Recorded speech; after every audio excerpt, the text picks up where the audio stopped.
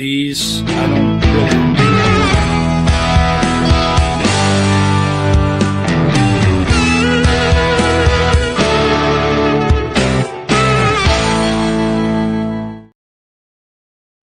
Let me see here. I'm trying to fix this.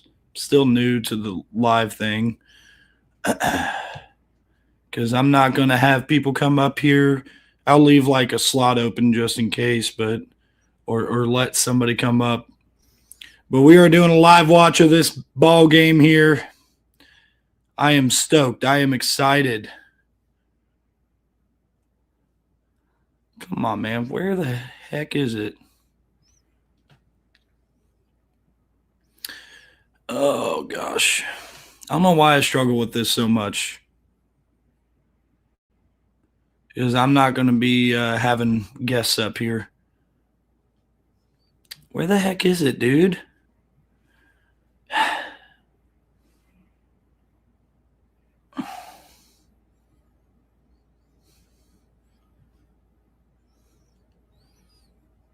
don't want these boxes.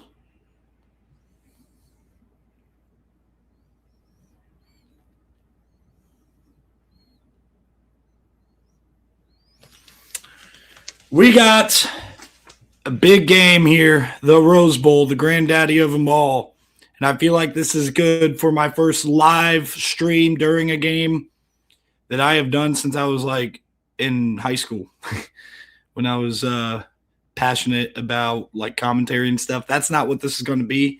This is going to be genuine reaction. I'm also not going to be like up in your face this whole time. I'm just trying to figure some stuff out.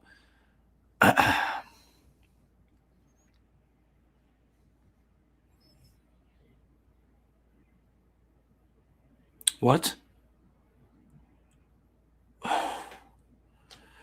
Okay, let me try to.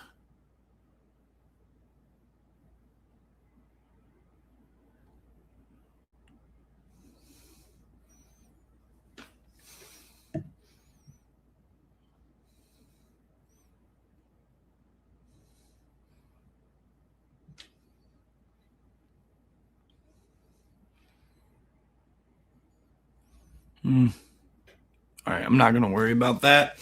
I also don't know, like, on my phone, if I could have the score up or whatever. I don't think I can, but I'm going to try to see if there's, like, some sort of feature in here where I could do that. I just don't think there is. Maybe a text feature. Background effects. Not effects.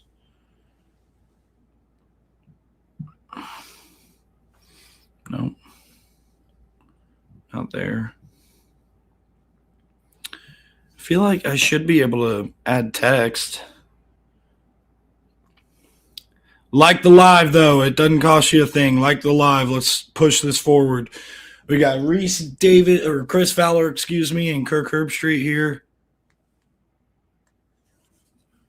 Gonna probably turn to the 4K so that way I don't have to mute the TV.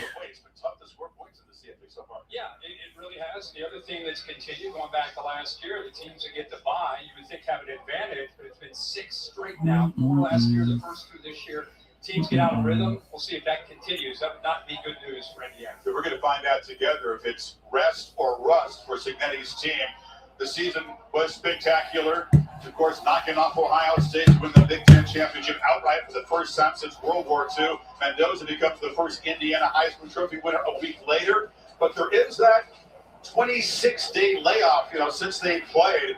And Cignetti said he had to, quote, rock their world. Some harsh work to kind of get them back grounded. He knows how to do that. Let's turn it on the 4K. It's been incredible to watch what he's been able to do in just 2 years. They got into the CFL. Because I don't believe we're going to have commercials on 4K. Alabama, Indiana, who you taking today? Those of you on YouTube, I got the camera up here above the TV, so when I'm actually watching the game, you guys are basically going to be direct eye contact. YouTube and Twitch are live. I hope the audio sounds fine. In fact, I might pause the live to make sure that the audio sounds fine. Let me just go over there. for you on YouTube. I paused the TikTok live.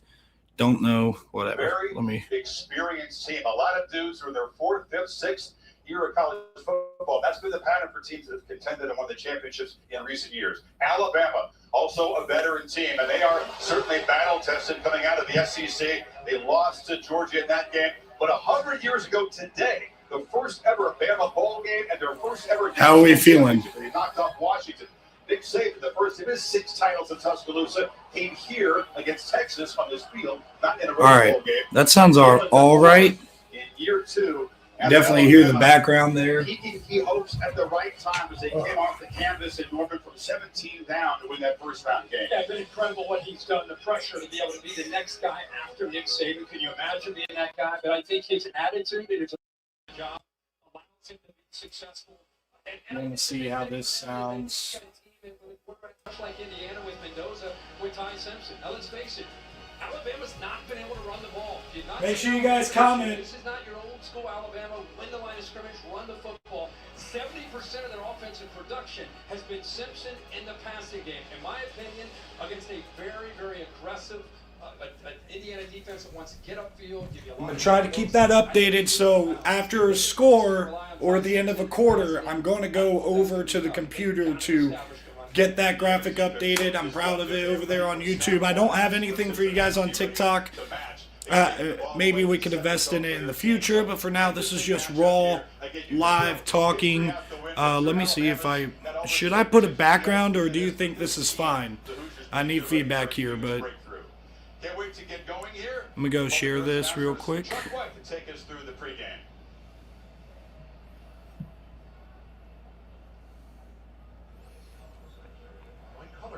Composed of service members from across Southern California. The commander for today's color guard is Colonel Stephen Chadwick, commander of Fort Irwin, California. We now invite those that are willing and able to stand as we play our national anthem, performed by the Indiana University Marching 100, under the direction of Dr. Tiffany Galis.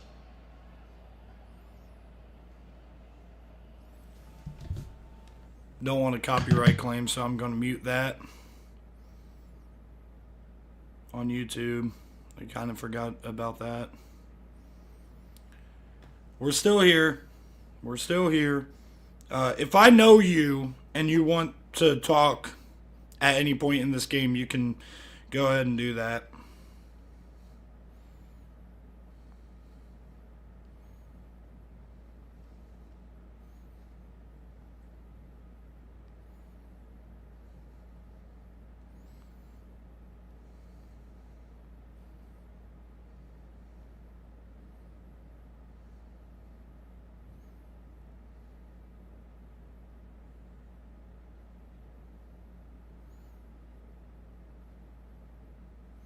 Oh, I should have. Alright, I'm going to just set this down. I should get a thumbnail ready while we're killing time here. So let me do that real quick over on Canva. I don't know why I didn't think to do that beforehand. Come on, come on. We got to just make it quick, so this is going to have to be fast.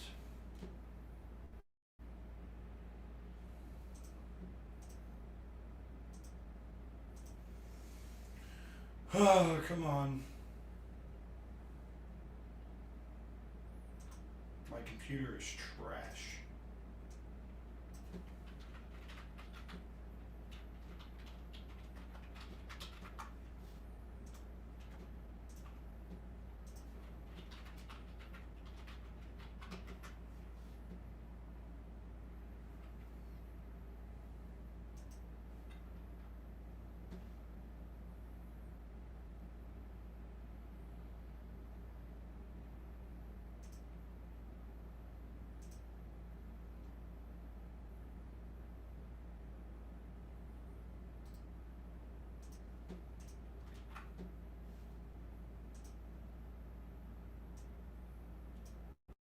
You over on TikTok should have pretty decent audio, no matter where I'm at, as long as I'm not muted, because I got the headphone in and the microphone's with my headphone.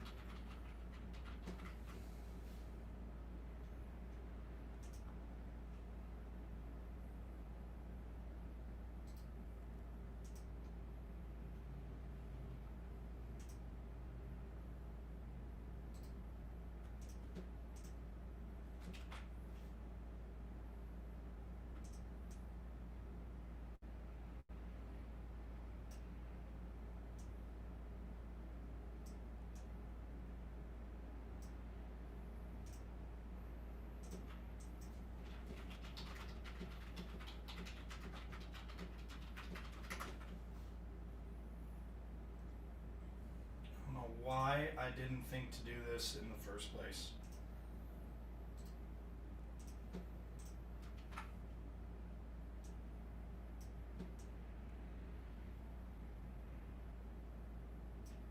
But we're going to fix it.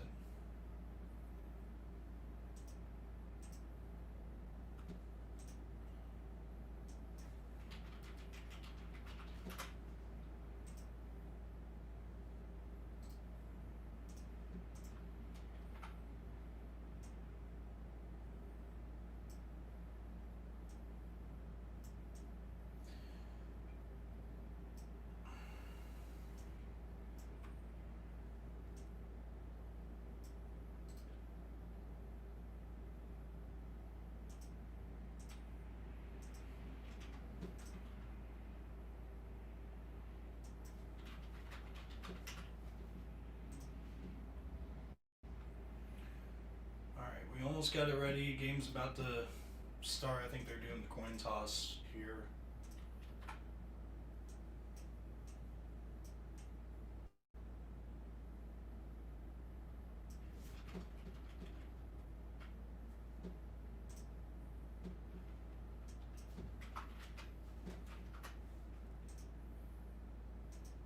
Here comes Indiana.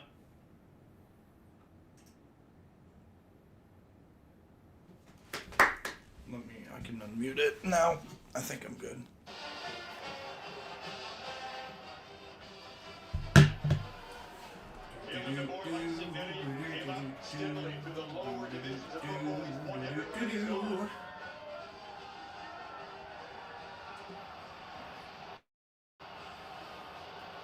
Like the video.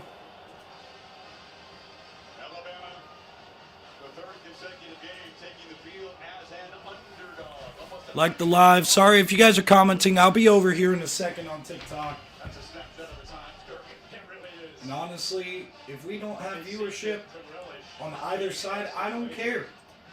You got to be all right with. Simpson, the captains for Alabama head out. That's Parker Brailsford, number 72. The center has a tough assignment against this stout Indiana front. Got my The handy Big pieces. 12 crew officiating this Rose Bowl game today. Kevin Marr is the referee. They'll take us to the coin toss. All right. They're doing the coin toss here. This is a Big 12 crew. I've seen Kevin Marr plenty in these games. Obviously, on offense for Alabama, Ty Simpson. We'll see what ends up happening today, what version, how much pressure Indiana can get on them without Stephen Daly out there. But you got to watch for these linebackers. Elijah Hardy really pops out on film. And then you also have those other two linebackers who bring a little bit of pressure in simulated situations, and Isaiah Jones and Aiden Fisher. Really good secondary, by the way, with Jamari Sharp, I think is really good. D'Angelo Pons, we know who he is. He's an All-American level player. And then you got Lewis Moore as well.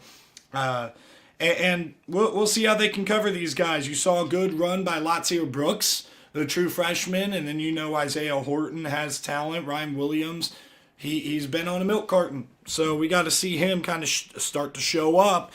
And Jeremy Bernard, their gadget player. This offensive line, they're interesting, definitely stronger on the right side with Caden Proctor, or on the left side, I believe. Caden Proctor and I think that's actually right side, right? Caden Proctor and Cam Dewberry, and then they also got Parker Brailsford at center, who has been a great player in Kalen DeBoer's system for a few years, back to when they went on that national championship run. But on defense, having guys like LT Overton, Tim Smith, Tim Keenan on that defensive line, James Smith, this is going to be awesome to see. And then Deontay Lawson, Yonsei Pierre, they're really good at rushing the passer, and they're athletic enough to drop into coverage. And Justin Jefferson is really a dominator in the middle. They're going to be crucial to stopping this run game with Roman Hemby and Kalon Black. This run game can get going for Indiana at any point, but that's going to be big for them in this game, I feel like. Red Morgan is kind of the guy I would go after a little bit in the nickel, but their two outside corners, Damani Jackson and Xavier Brown, are really good players, with Keon Sabb and Bray Hubbard, really good safety combo as well. Probably the best safety duo in the SEC, if you ask me. Having to guard against guys like Elijah Surratt, Charlie Becker, Omar Cooper Jr., who says he's 100% right now, and Stephen Daly, they're showing that injury, celebrating. When you take a look at these teams, you know that Alabama can't run the ball super well. That's going to be a challenge for them in this game, to be able to run the football and be efficient in that department. What else do we got here? The third down success, by the way, Indiana on defense. Watch out for them, but they're also really good. Third down success on offense. So third down is going to be huge for Indiana. Can they get off the field against Alabama, who's pretty solid when it comes to converting on third down? They do a good job of getting ahead of the sticks with the quick stuff on the outside and setting up third and manageable. We'll see if they can do that in this game. If Indiana does a good job of getting them behind the sticks, Indiana's going to have a good shot in this game.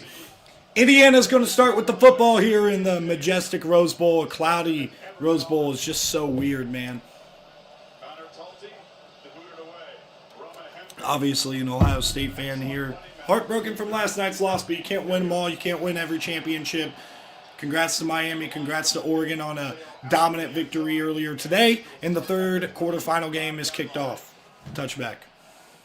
Mendoza from Cal, Indiana. I get super excited for these games, especially when you're really not rooting for anything but a good game. And if we can get that here today in Pasadena, I'm happy with that. I would take Indiana -7, but I am not that convicted on it. Tech defense looked like their offense, man, did not look good. You got to give Oregon a lot of credit, though. And the first play, Mendoza, a short sack. You get Deontay Lawson in there for the Crimson Tide. Quick pressure here off the outside. Yonsei Pierre was also off the edge, getting a little bit of pressure there. Yeah, Yonsei Pierre really set that edge and came back down, made the play. Deontay Lawson was involved. You saw Drew, I think that was that Drew Evans? No. I don't know who that is. Anyway. They're going to go to the ground here with Roman Hemby. A nice run for Hemby to make this third and about 5. Off to the right side there. What do they got on this third down here?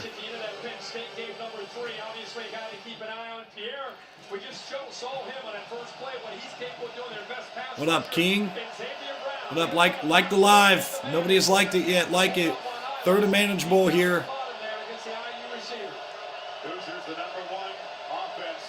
11 personnel. Charlie Becker's in the slot here. Oh, immediate quick pressure. Bray Hubbard gets home. They brought Bray Hubbard on the safety blitz, and it's a quick 3 and out for Indiana. That's just how Alabama fans wanted to start. And look, man, they had the TIE Fighters out there last night. Indiana did. I got to give them credit. But, yeah, Bray Hubbard untouched there. Last second shifted to the edge and got off of it. So, 3 and out, loss of 5 yards on this. Cole Adams is the returner. Mitch McCarthy to send it deep. Like I said, I don't even care if anybody views this. Dang, down around the 40. Not good. RJ, be quiet, man. Alabama 40.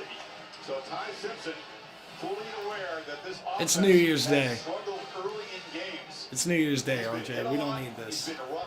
We don't need this. Indiana defense, Kirk, has a habit. Let me see if I can ready lower for the camera first a snap. little bit more. They do something almost every game to set the tone for the offense. Yeah, and I think one of the things that Alabama's got to see, we mentioned in the open, the running game, they don't need to run a ton, but enough to make Indiana have to respect it. 71% of their offensive yards will come through the pass. In the last 2 games, First down at the 41. Empty backfield for Ty Simpson. Jerry Bernard in motion. They're going to look quick, and that's covered up. Nothing there, and Simpson has to throw it away. It got tipped. But good coverage down the field. And everybody who was trying to tell me Ty Simpson and this offense really good against zone, you haven't played a well-coached defense like Indiana, who's very disciplined within their zone coverage. And they covered everything up right there. That was a heck of a play right there. Elijah Hardy, Isaiah Jones. I don't see Aiden Fisher out there. Trying to see him. They're going to keep it or play action and get it out to Ryan Williams. A good tackle on the outside by Sharp. Open field tackle, man. They're disciplined. This team is disciplined, everybody. You got to watch out for Indiana and how well coached they're going to be. Very assignment sound. They get Isaiah Jones off the field. Elijah Hardy showing pressure off the edge. 4 guys split out. Watch for Josh Quaver. Oh, wow, the backfield jam. Miller is at the sticks, tackled by Aiden Fisher. No, that's not Jam Miller. Who is that? Number 4. Oh, that's Daniel Hill. I don't know why I thought that was... Knew exactly where he needed to go to get that first down, and is just able to extend to pick up the first down of the game. So into Indiana territory after the first down of the game. Got Isaiah Horton in motion to go and play action here, and pressure on Simpson. What a job to avoid the rush. Extends the play and hits Cuevas on the sideline. Elijah Hardy gets him down. Heck of a job by Ty Simpson navigating the pocket. You know, sometimes he gets a little bit of happy feet. Sometimes his footwork is not the best, but that time, man, he worked through that pocket very nicely. And it wasn't bad protection, too. It was, again, a coverage type of situation. And Ty had to move around eventually, but the protection's holding up so far here for the Alabama Crimson Tide. Caden Proctor on the left side, handling business. And Daniel Hill's got a hole for a first down. Leaping forward, taken down by, I believe that was Pons. No, that was Lewis Moore.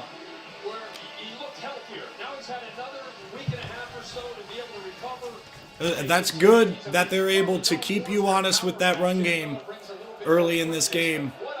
They're on the brink of Connor Talty field goal range at the Indiana 37. First down and 10 with 10.5 to play in the first quarter. They're going right back to the ground with Hill, and they cannot get anything this time.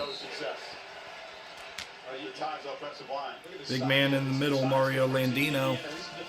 These guys are 366, 332, 290. Brailsford is smallest but athletic. Big offensive line, for sure. But Indiana makes up for it with a lack of size, with tremendous quickness and the scheme itself by a lot of movement with that defensive line. Their goal is to penetrate. Showing a little bit of edge pressure from the nickel back there. Shifting around. This is Alabama. They're bunching the formation on the left side from the right hash at the 37. Second down and 10. Oh, dangerous throw, and it's a loss of 5 for Daniel Hill. That time they got a pass rush immediately, and he just had to dump it to Daniel Hill, but Daniel Hill had nowhere to go. A loss of 5, he would have been better off throwing it at the feet. It looks like they were maybe setting up a screen with Cuevas lead blocking, but it didn't work out. Indiana snuffed it out. Trips to the right here, third down and long, 3rd and 14. This is the situation Indiana wants to live in on defense. getting them behind the sticks, and they're not in field goal range right now for Connor Talty. If they could get about half of the yards, I think they'd go for it, but pressure comes immediately, and Ty Simpson has to roll. He's going deep, almost intercepted by Lewis Moore. That was reckless by Ty Simpson. You got to just dirt that. I mean, kind of an arm punt maybe, but you don't want that swing of momentum right now. But, yeah, nobody picked him up. Proctor was confused, really confused. And this is what I was talking about, the edge pressure by Elijah Hardy. It confused the crap with these simulated pressures. You never know who's coming. And the offensive line did not handle it. That was the problem with Ohio State. You're ahead of me? I'm sorry, Renee. I'm sorry. I was thinking there might be some stream delay. Like the live. Like the live. If you haven't already. Heck of a punt. Latsir Brooks downs at the 3-yard line. I'm going to mute it just in case it goes to commercial, but it shouldn't. This is only the second time Indiana's ever been in the Rose Bowl, which is crazy because you've seen Alabama play in 8 of them. Yep, this isn't going to commercial. I don't need to worry about muting it. It's just going to be silent, showing the stadium. Cloudy day, which kind of sucks. It's usually a beautiful scene in the Rose Bowl. And it still is gorgeous, obviously, but, like, the overcast and the clouds definitely dampers it a little bit, for sure. Oh, thank you, Renee. Thanks for the heart. Really appreciate it. Thank you guys for the likes, too. I'm trying to keep up with the TikTok comments. It's going to be pretty hard to do. I'm sorry if I'm not doing a great job. That was a, heck of an answer for the Indiana defense when Alabama got a couple of first downs and got on the brink of field goal range. Heck of a job getting off the field here, even if you're backed up on your own 3-yard line. We'll see what this Indiana offense can do with 97 yards to go to the end zone.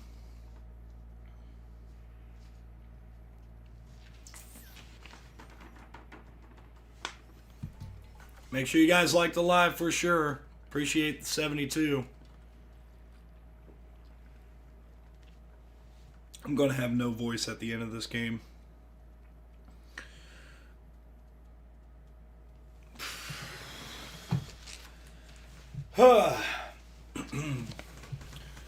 If you're in YouTube, if you're in Twitch, like the video.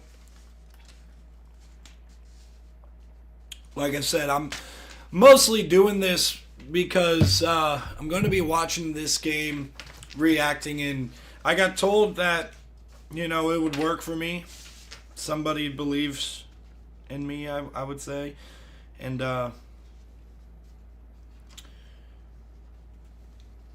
if it doesn't work immediately, I don't really care. This is going to be a lot of fun. Maybe we get some clippable moments from this Rose Bowl game. Exciting game. I'm going to have to make sure I sit back a little bit, though, because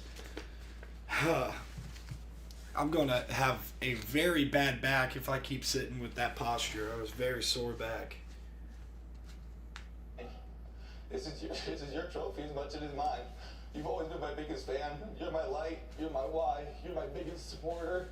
Your sacrifices, courage, love, those have been my first playbook, and the playbook I'm going to carry through my side for my entire life. How embarrassing for a team miss playoffs for 22 years did Ohio State lose. Listen, man. Listen. Can't win them all. I like seeing Miami be good, Miami's good, and it's fun to see. They're going to go to the ground to try to get some space, and they get a couple of yards with Kalon Black. The family grew up very near the Hurricanes campus down there in Coral Gables. He told us that yesterday. Right across the street. I can imagine what they've experienced this year as a family. So much emotion to see their son have such an exciting year. His mom's wearing a Heisman Mendoza pin. First 2 dropbacks. Alabama again. They're dialing up pressure, very confident that they can come after him. Indiana needs Motion and Omar Cooper going right back to Kalon Black. A 3rd and manageable from the 10. This is something that they got to be able to pick up here. 3rd and 3. If you can pick up a couple of first downs here, maybe flip the field. Let OSU go. Watch the game. Listen, everybody's going to clown me because of what happened yesterday and my affiliation with Ohio State, but I deserve it. I was so bold about it. I deserve it. 3rd and 3. 4-man front. They're not really showing pressure right now. And they're going to bring it off the edge last second. Bray Hubbard was there, and he finds Elijah Surratt for the first down. Way to work open by Surratt. Little scramble, little rollout, good poise by Fernando Mendoza. Yeah, working away from Xavier Brown, the sophomore corner. 3rd down. This is what Mendoza has done all year. He is clutch in big moments. Here they are penned inside their own 5-yard line early in the game. Things aren't off to a great start. And on 3rd down, where Bama has the chance to get him off. Elijah Surratt, really good football player. They're going with the screen.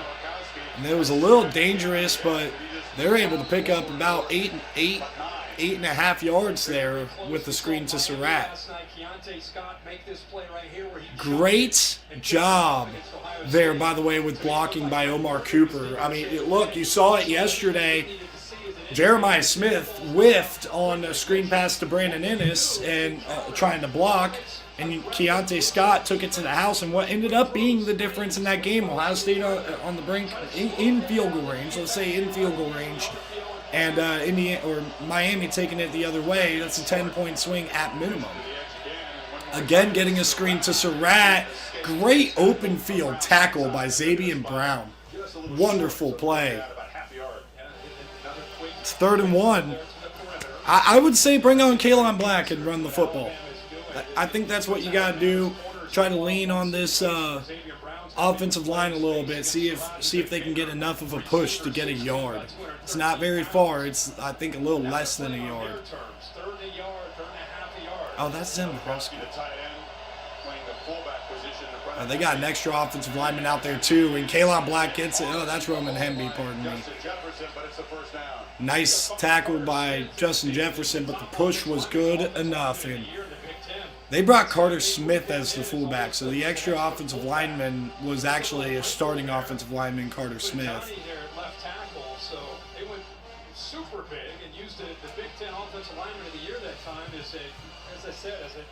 Olentangy Liberty shout out. Ohio State did not win.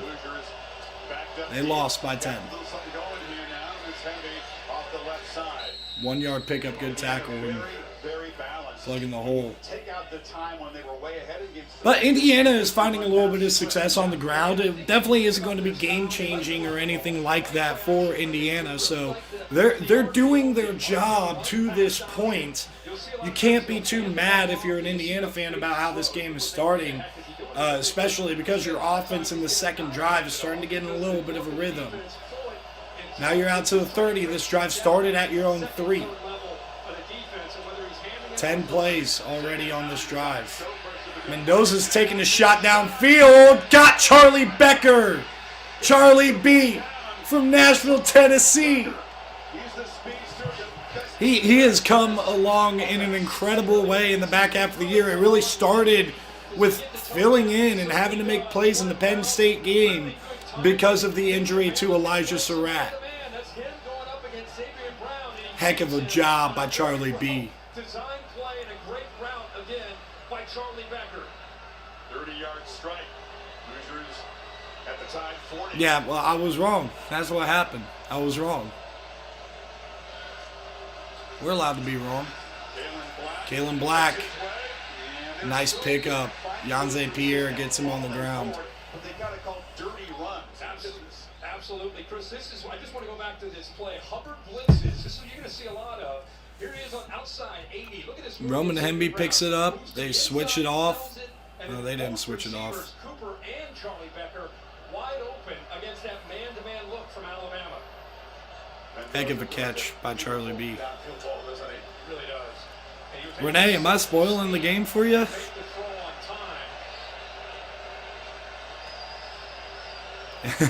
I'm nervous. I'll tap the screen. And first down, Kalen Black up the middle. Heck of a job, man. They're starting to establish a run. This second possession is going very, very smoothly, and they're in Radicich's field goal range. They look like guys that have been told you're not quite fast enough, you're not quite big enough. They just collectively, I think, you just think of the Indiana running game. You think of guys that play with a chip on their shoulder and run downhill. They get the attention of defense, especially the linebackers and safeties. And again, that's all right, first down at the Alabama 29.5-ish, right inside the 30-yard line. Play action, quick throw to E.J. Williams. And another open field tackle for Xavier Brown, but they're not scared of Xavier Brown here. They're going after him quite a bit.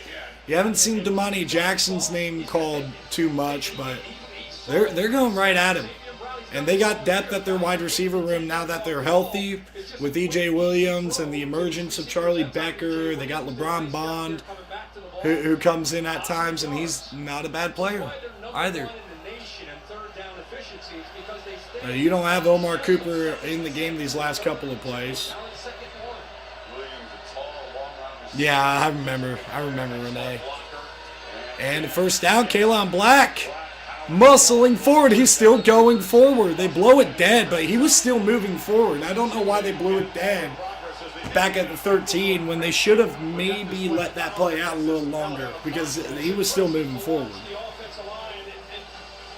Thank you guys for tapping the screen, liking it. Make sure you guys keep doing it. Brandon Finney. Yeah, for sure. Brandon Finney was balling today, dude. That's the thing I said about Oregon's secondary is they're athletic, they're long, but they're young. As the season goes along, you're going to see them get better. In the back part of the year, they've played really well. They played great today against Caleb Douglas and Reggie Virgil.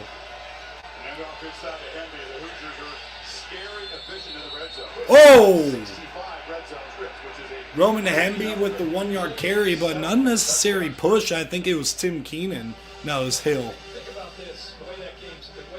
You don't need to be doing that, man. Don't do anything to risk giving a free first down to Indiana here in the red zone.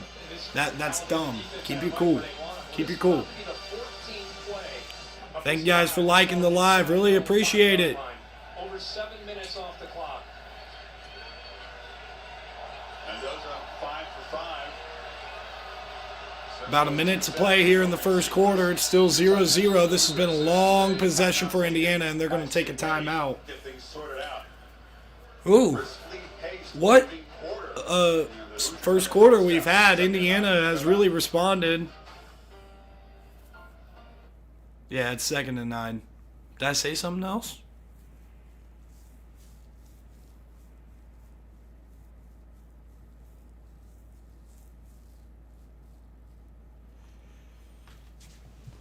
This is a fun game right now. Fun game right now.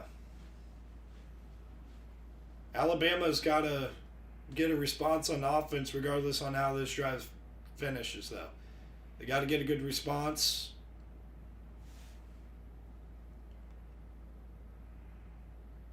This matchup between Indiana's offense and Alabama's defense is a heavyweight battle, and they're not scared to go against Death Star. Man, all these people are coming in from that video. Yeah, that video. I don't delete videos, though. You got to give me some credit, right?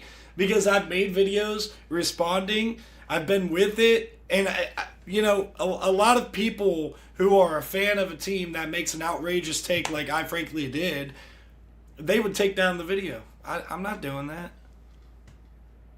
We caught up same time. There we go, Renee. As long as we're in sync.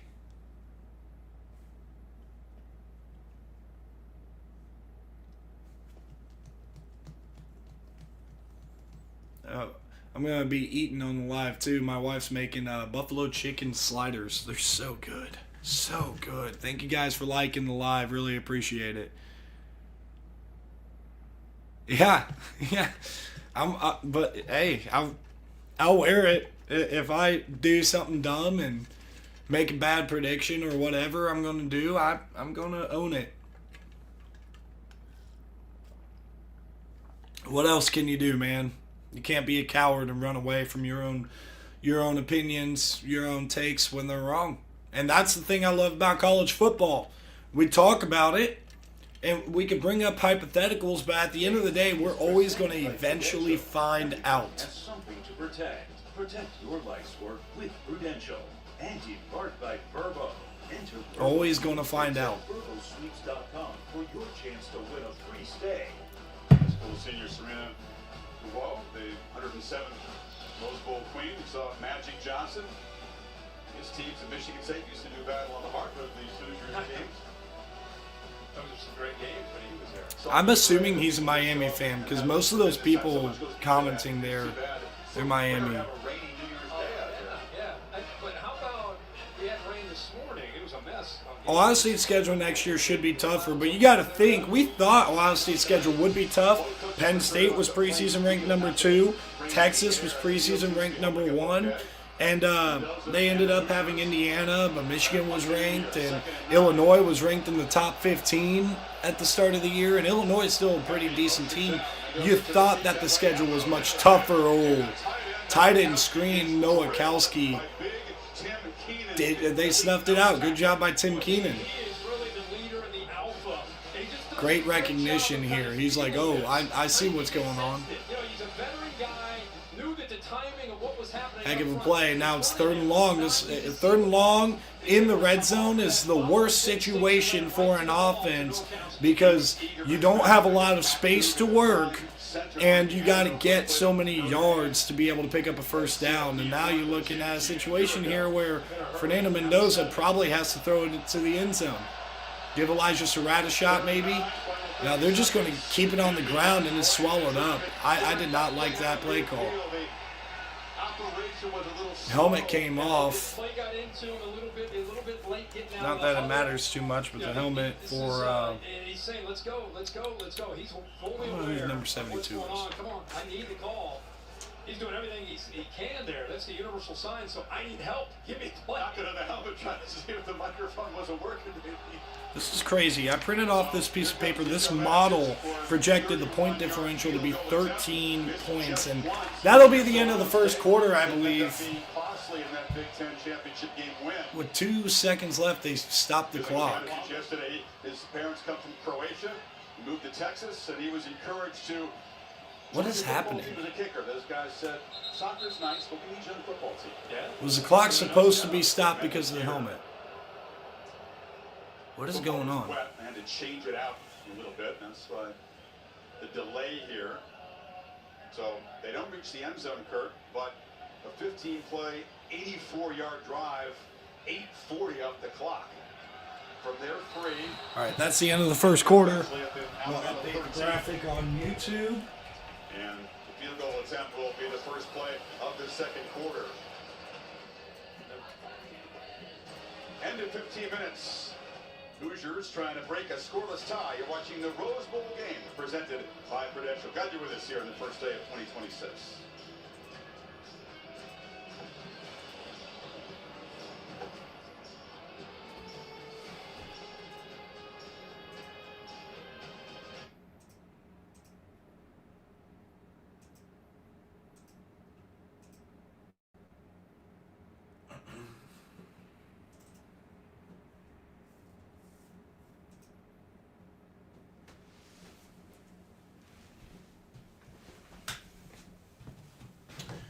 Oh, man. Yeah, that was a good stop for the Alabama defense. Again, that third down play call is interesting to me when you got Surratt, E.J. Williams on the outside, Charlie Becker's come up clutch. You got to design something to give them a shot, but instead they just wanted to settle for the points or maybe pop a run. But against that defensive look, which Mendoza didn't have enough time because of the lack of play call. Are you showing the... No, I'm not showing the game. I mean, I probably could on TikTok just show the TV, but I'm keeping it on me because I'm more entertaining than the game, right? I'm just kidding.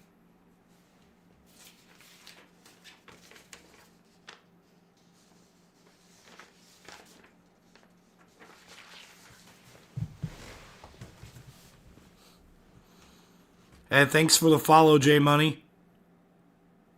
Appreciate it, dog.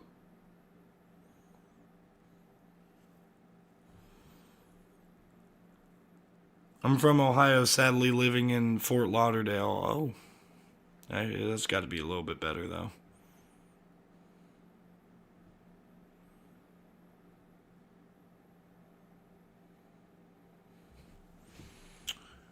If I don't know you, I'm not bringing you up to the box. This isn't a panel. So I will only do that basically if I know you. Like if Seth wants to come up here and talk about the game, or if RDT wanted to, I would let them in.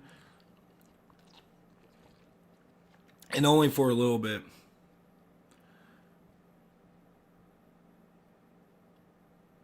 Yeah, I look so... What does that mean, dog? Look, I would show the game, but there's no real reason to. Like, I feel like most people have the ability to watch it. It's 3rd and 9.5, almost 3rd and 10. Mendoza's looking, guys, play clock is running down. I need a call. Keep in mind, they got a chance to score a touchdown here.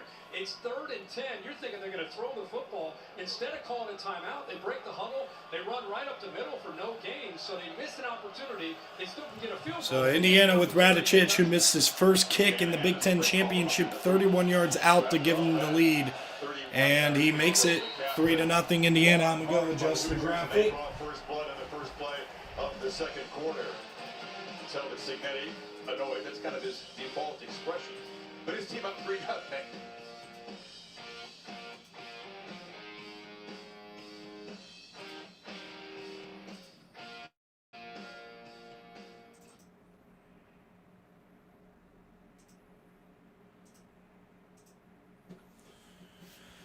All right, 3-0 Indiana with the lead early on, but that was a great job. Where do I work at, man? I think it's weird to care, but I work at an auto plant. Y'all know where to watch the game for free? No, man, I pay for YouTube TV. I don't try to. I would tell people this, though. If you love watching sports, love watching movies and all that stuff, you can get you can get these boxes that have everything on it. I'm not sure if it's technically legal to sell it, but it's definitely not illegal to buy it. I know plenty of people who have one, but I just do streaming.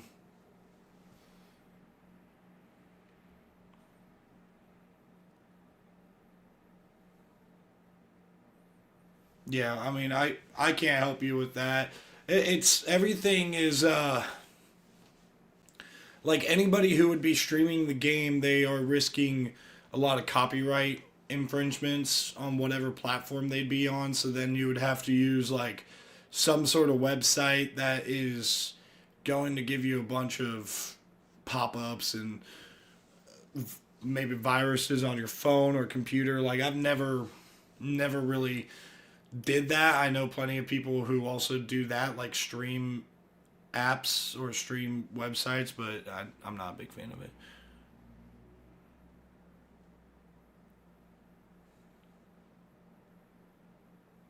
Yeah, no kidding. No kidding, Renee. I mean, this game, man, you really don't know what this second quarter is going to hold, but I feel like Indiana has a real opportunity here to... Yeah, they kept Alabama off the field for a very, very long time right there with a long drive. I believe it was about an 80-yard drive. So that was a heck of a job. They took a lot of clock. Let's go Ducks. Yeah, Ducks with a big win today. There are certain ones you can get for the day. Yeah, definitely. 41-10? Really? Go Canes. Yeah, it wasn't 41-10 Buckeyes. It was 24-14 Canes. I was so wrong. I thought we would see a version of... And I will tell people this, too. I think Ohio State was a lot more aggressive in their play calling. I just think Miami was just so dominant on both lines of scrimmages. I appreciate the adjustments that the coaches made at halftime, where Ohio State ended up outscoring Miami in the second half, but it was too little, too late. It was too little, too late. You spotted them 14 points, and the big swing in that game, and the big difference was that pick six.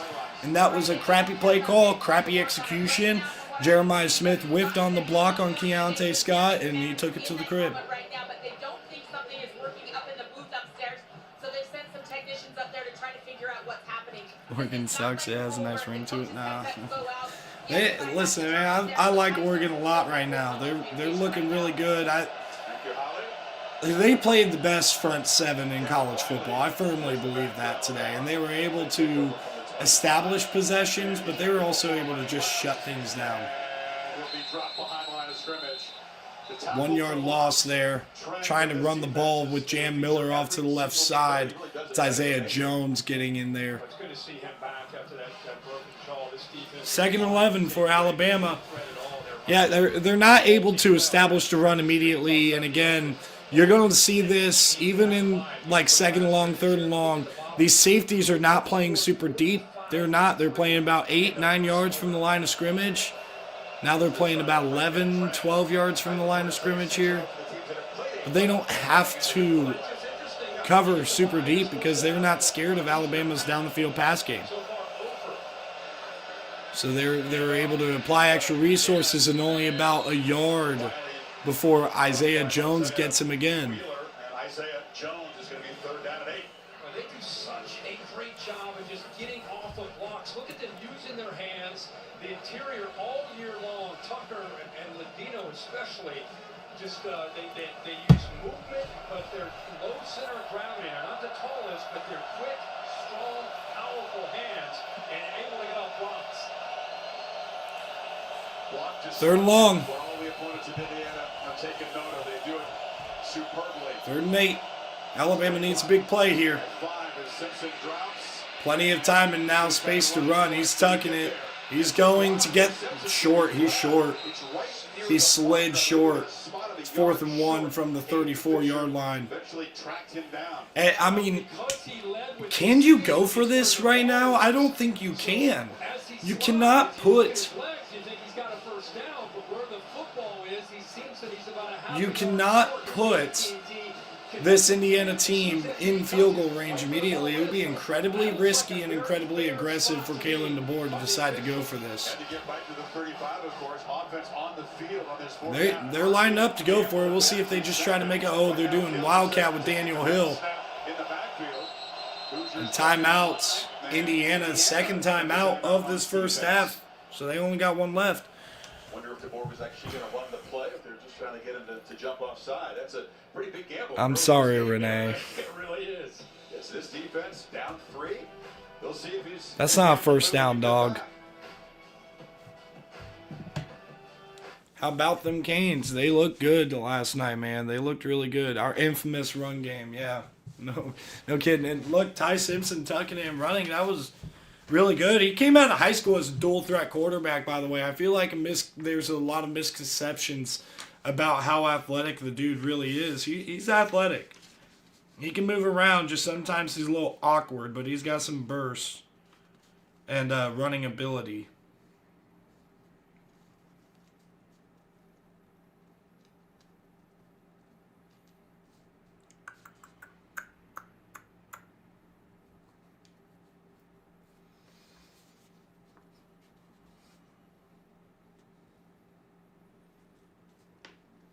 Indiana, the only undefeated team at the end of the college football season after conference championships, still the only undefeated team in America. Alabama, the first at-large 3-loss team to make the college football playoff in the 12-team model.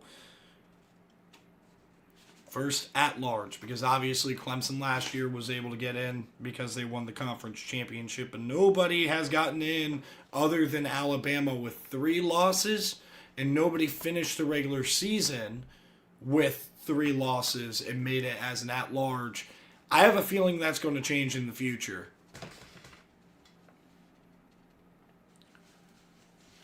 Yeah, if he stays, I'm assuming he's going to stay.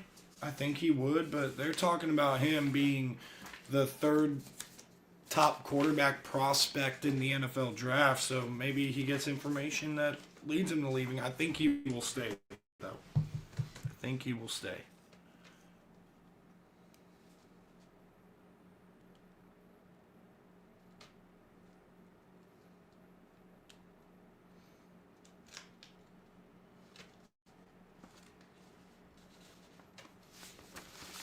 Oh, I don't know why I muted it. There's no point in that.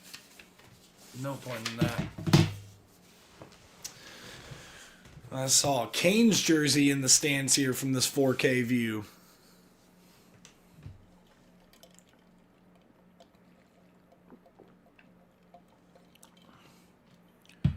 No, and I think we will see a 9-3 team that didn't play in their conference championship make it. It's just these 2 years, there's just been a lot of 10-2 teams. That's not every year in college football.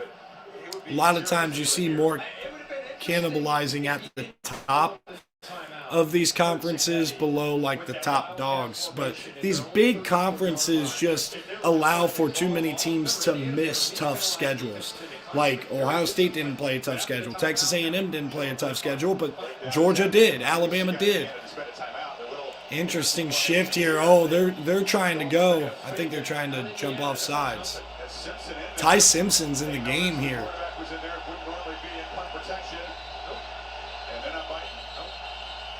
Now Alabama's going to spend a timeout. Curse it now. Come on. Now, look at what you're playing. That's like I said, one of the least penalized defenses in the country, played with tremendous discipline. They were not budging. I'm sure they were not fooled by the way, Ty Simpson, a quarterback, lines up as a personal protector. What's he doing out here? And nobody to push you, by the way. So the real question is going to be this. Do they actually bring their offense out to the field right here? Now they're bringing the offense out. Here we go again. Yep, the offense is coming out, and neither team can take a timeout, so this is the play and play of the game thus far right here. If they don't pick this up, that is huge for Indiana. Huge. And if Alabama does pick it up, let's get this drive going if you're a Crimson Tide fan. 4th and 1, and they're going Wildcat here. Is that Daniel Hill? And they pop it to Bernard, and he's stuffed up. He's short. The extra push. Indiana gets the stop. Huge play. Yeah, Cignetti's face.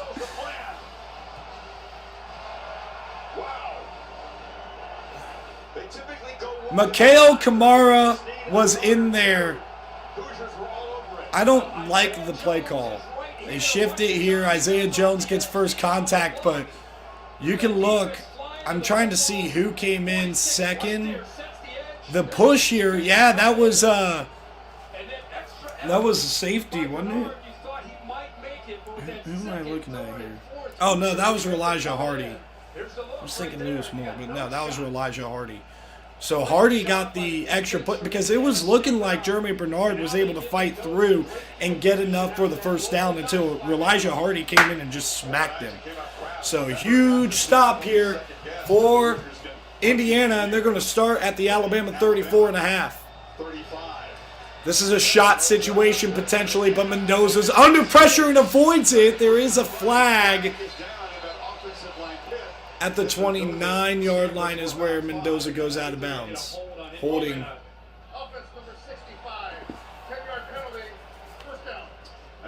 They call it on Carter Smith.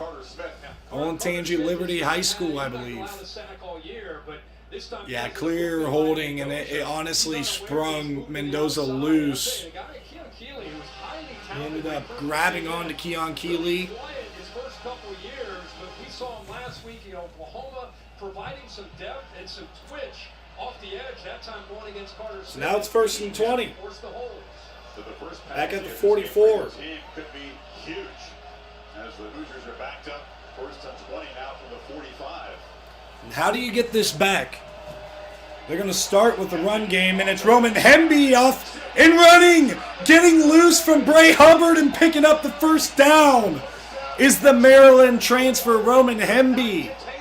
They can run the football at Indiana. They're really effective, and they got two great running backs and a great block here by Zed Mihalski to spring this loose. Climbing forward. Was that Zed Mihalski? No, it was Gray Lynch.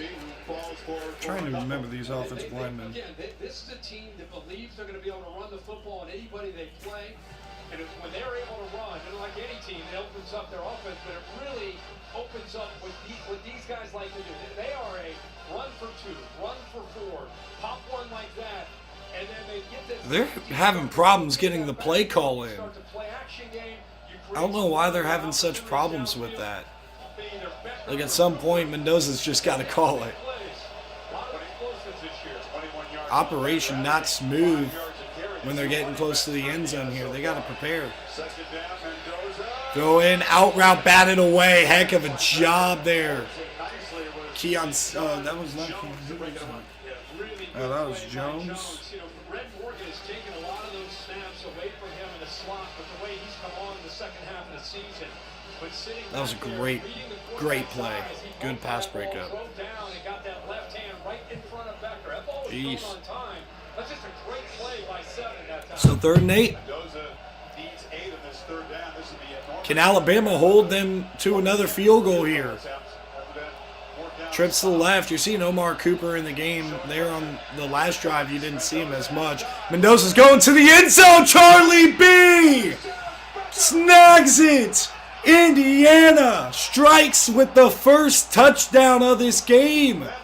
And they're going to take a 2-score lead here with 10:49 left in the second quarter.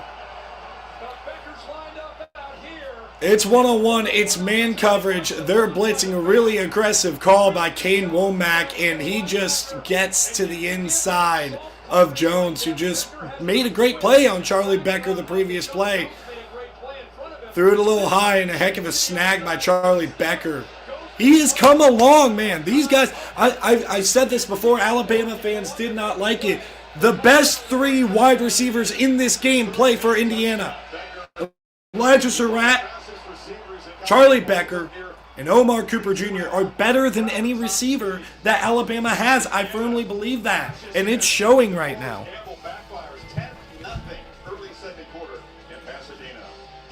It's showing. Just updating the graphic here. Hopefully it loads quicker.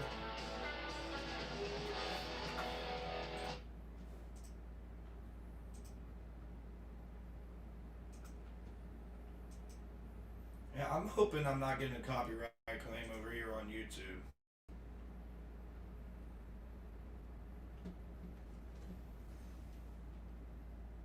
It's taking forever, man. My computer. I need a new computer someday. Someday at Christmas or something like that, right?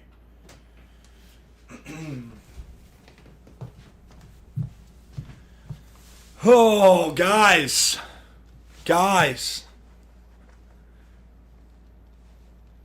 Like, hey, I'm not. When I talk about Alabama and I'm critical of Alabama, too many people have the assumption that I just hate Alabama. I don't. I try to keep it real with you guys about these teams. I try to do it as much as possible. I was not right on Ohio State. That was tough. That was an L. That was an L take. But when it comes to every single team, some teams I'm right about, some teams I'm wrong about. This Alabama team is a good football team. I picked them to beat Oklahoma. And keep in mind, too, I'm not going to grandstand on Alabama yet. They were down 17-0 last week on the road in a fired up Oklahoma. In Norman, Oklahoma, fired up. And they were able to come back and win that game, dominated the rest of the game after going down 17-0. This is a bigger mountain to climb because of the quality of team that you're going up against. Indiana's a much better team. But I'm not saying Alabama's out of this game. But what I will say is when you talk about Alabama this year, there are a lot of flaws with this team that is exploitable. They are exploitable. They cannot run the ball very well. They don't threaten you down the field. If you can match up well with their wide receivers, what are they going to be able to do on offense? So this game's far from over. far from over, but Alabama needs to start giving us answers that, quite frankly, we have not seen in a very long time, if, frankly, ever. If we've even ever seen it. So, oh my gosh. Guys, this is an incredible game that Indiana's starting off with. It didn't start well for them, and Alabama was starting to get in a rhythm, but a big stop on third down. Here's the snap back to Fernando. Has time rolling over the middle. He's got Becker all the way to 10. Charlie Becker. Touchdown, Indiana legend Don Fisher's been documenting Indiana sports, more big moments in basketball than football, frankly, for more than a half century. Unreal. And of course, most of his calls is I mean, dude, IU hoops. But how much he enjoys it is still just so surreal seeing Indiana in this position. And I keep talking like they haven't established a program. They established a good core group, but this core group is good enough to win a national championship. I didn't think that before the Ohio State game. They proved it in the Ohio State game, and they're trying to further accomplish their goal of winning a national championship with this win here. And Indiana truly can do it, and if they win, they're going to get a rematch with a team that they already beat on the road, where they're going to have all the confidence in the world that they're going to win that game. That game's going to be nuts. It's going to be incredible with the way that Oregon's defense is playing. I can't wait. But they got to finish the job here. Still 10-0.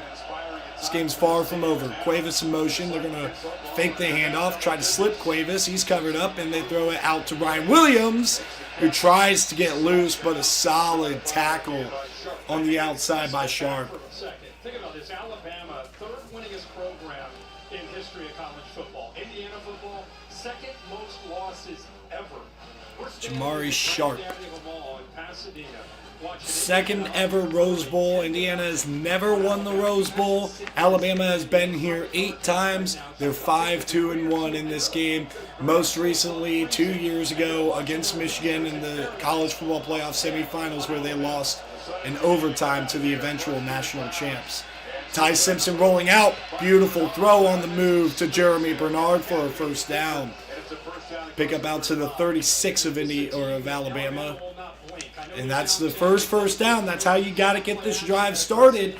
If you are the Alabama Crimson Tide, you got to get this confidence, this groove going. When you fell down, Ty Simpson was not shaken about 10 days ago in Norman, Oklahoma. 12 days ago in Norman, Oklahoma. He's trying to show that he's not shaken at all yet. This game's not over. 9.5 minutes to play in the second quarter. I formation. They try to slip a screen to Jeremy Bernard. If he would have caught it, it would have been blown up. Isaiah Jones was right there, but misfired. Yeah, he did. With Stephen Daly down, Kamara's going to really have to step up. They're going to move him around. And the O-line they didn't get out there, and Mikhail Kamara also had the pressure, which maybe messed up the timing a little bit of that pass where the O-line couldn't get out there to lead for Jeremy Bernard on that tunnel screen. Daniel Hill in the backfield. They're going to run it and get stuffed immediately. Mario Landino making a play in the hole. He just gets off this block here, working on Cam Dewberry. And, yeah, that was beautiful. And you know what's crazy about that is you look at the other defensive tackle, I believe that was Tyreek Tucker. He ended up kind of blocking off so that way they could twist and plug that hole with Landino. So 3rd down and 10. Again, this is where Indiana's defense wants to live. 3rd and long. Ty Simpson holding on to the ball is not going to get loose. Sack. Is it Nukwe? I don't. He must be the guy filling in for Stephen Daly. It looks like it. He's playing that position. Kamara got the initial pressure, but he was able to step up, and just Ty Simpson a little bit too. He's a little bit too uncomfortable in the pot, like too skittish, because if he would have stepped up and just hung in there for a second, he would have had an open receiver. Not a great punt, and it's returnable out to the 42-yard line. The extra effort and the extra fight. That was a great job. don't even know who the returner is. 7th parade start has to build this impressive beginning. So Fernando Mendoza in this offense. I'm going to take a break real quick. I'm going to go to the bathroom, so I'm going to try to pause the live here for a second.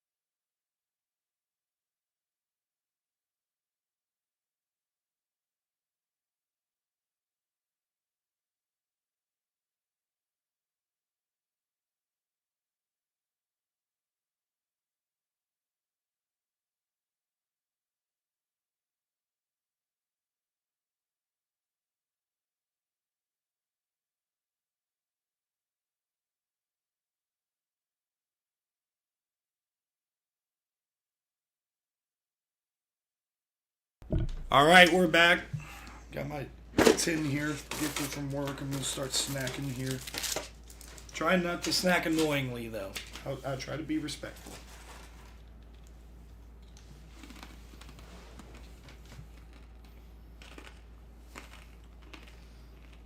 How annoying is that chewing?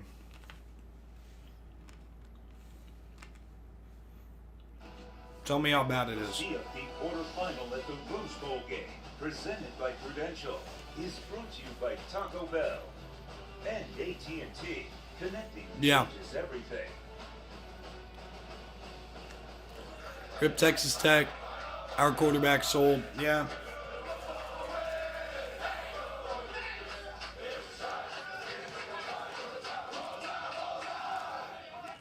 Win 100 years ago today as part of their fight song. That was an enormous win for Southern football as a whole. The first team invited out here, Tulane, said, no thanks. We care about keeping guys in class. We're not going to go to the Rose Bowl.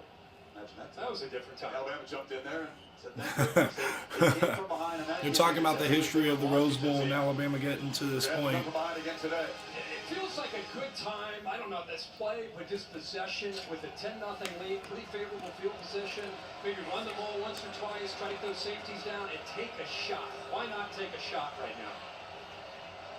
See if Shanahan is thinking the same Omar thing. Cooper in motion, they run play action, and they're getting to him.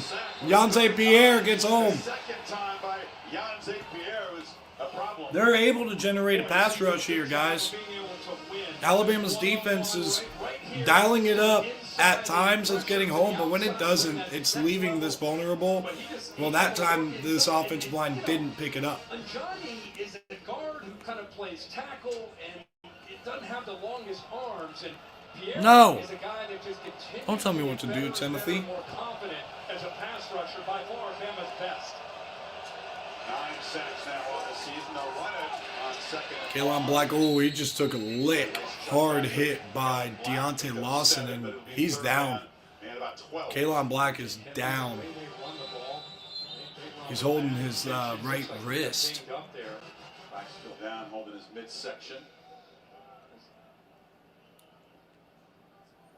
Well, they attend to him, who will step aside. Hoosiers need 12 on this third down play. You can see as he went down. Did he land on the football? Miami did pretty good. They beat Ohio State, which is crazy. I was so wrong about that game.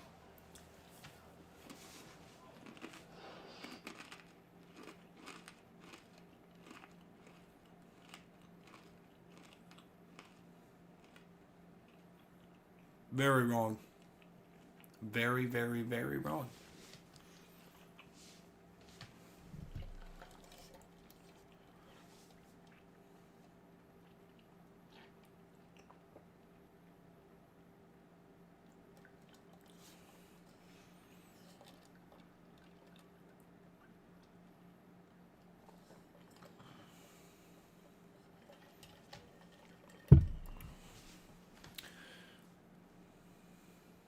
SCO Ducks. I don't even know what that means, but yeah, go Ducks. Miami did beat Ohio State. Yeah, I was wrong. I was very, very, very, very wrong. Probably never been more wrong in my life.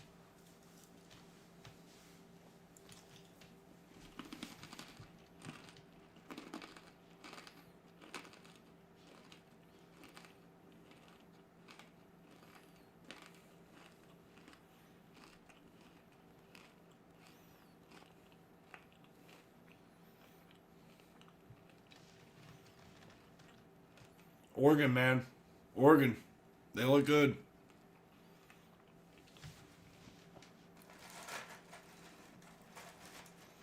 I'm sure they're hoping for another crack at Indiana in the Peach Bowl.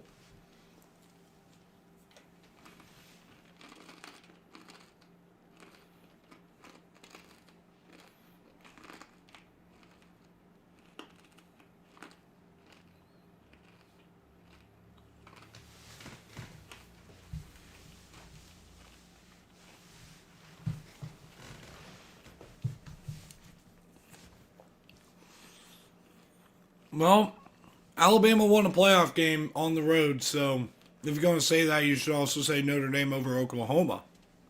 Just saying.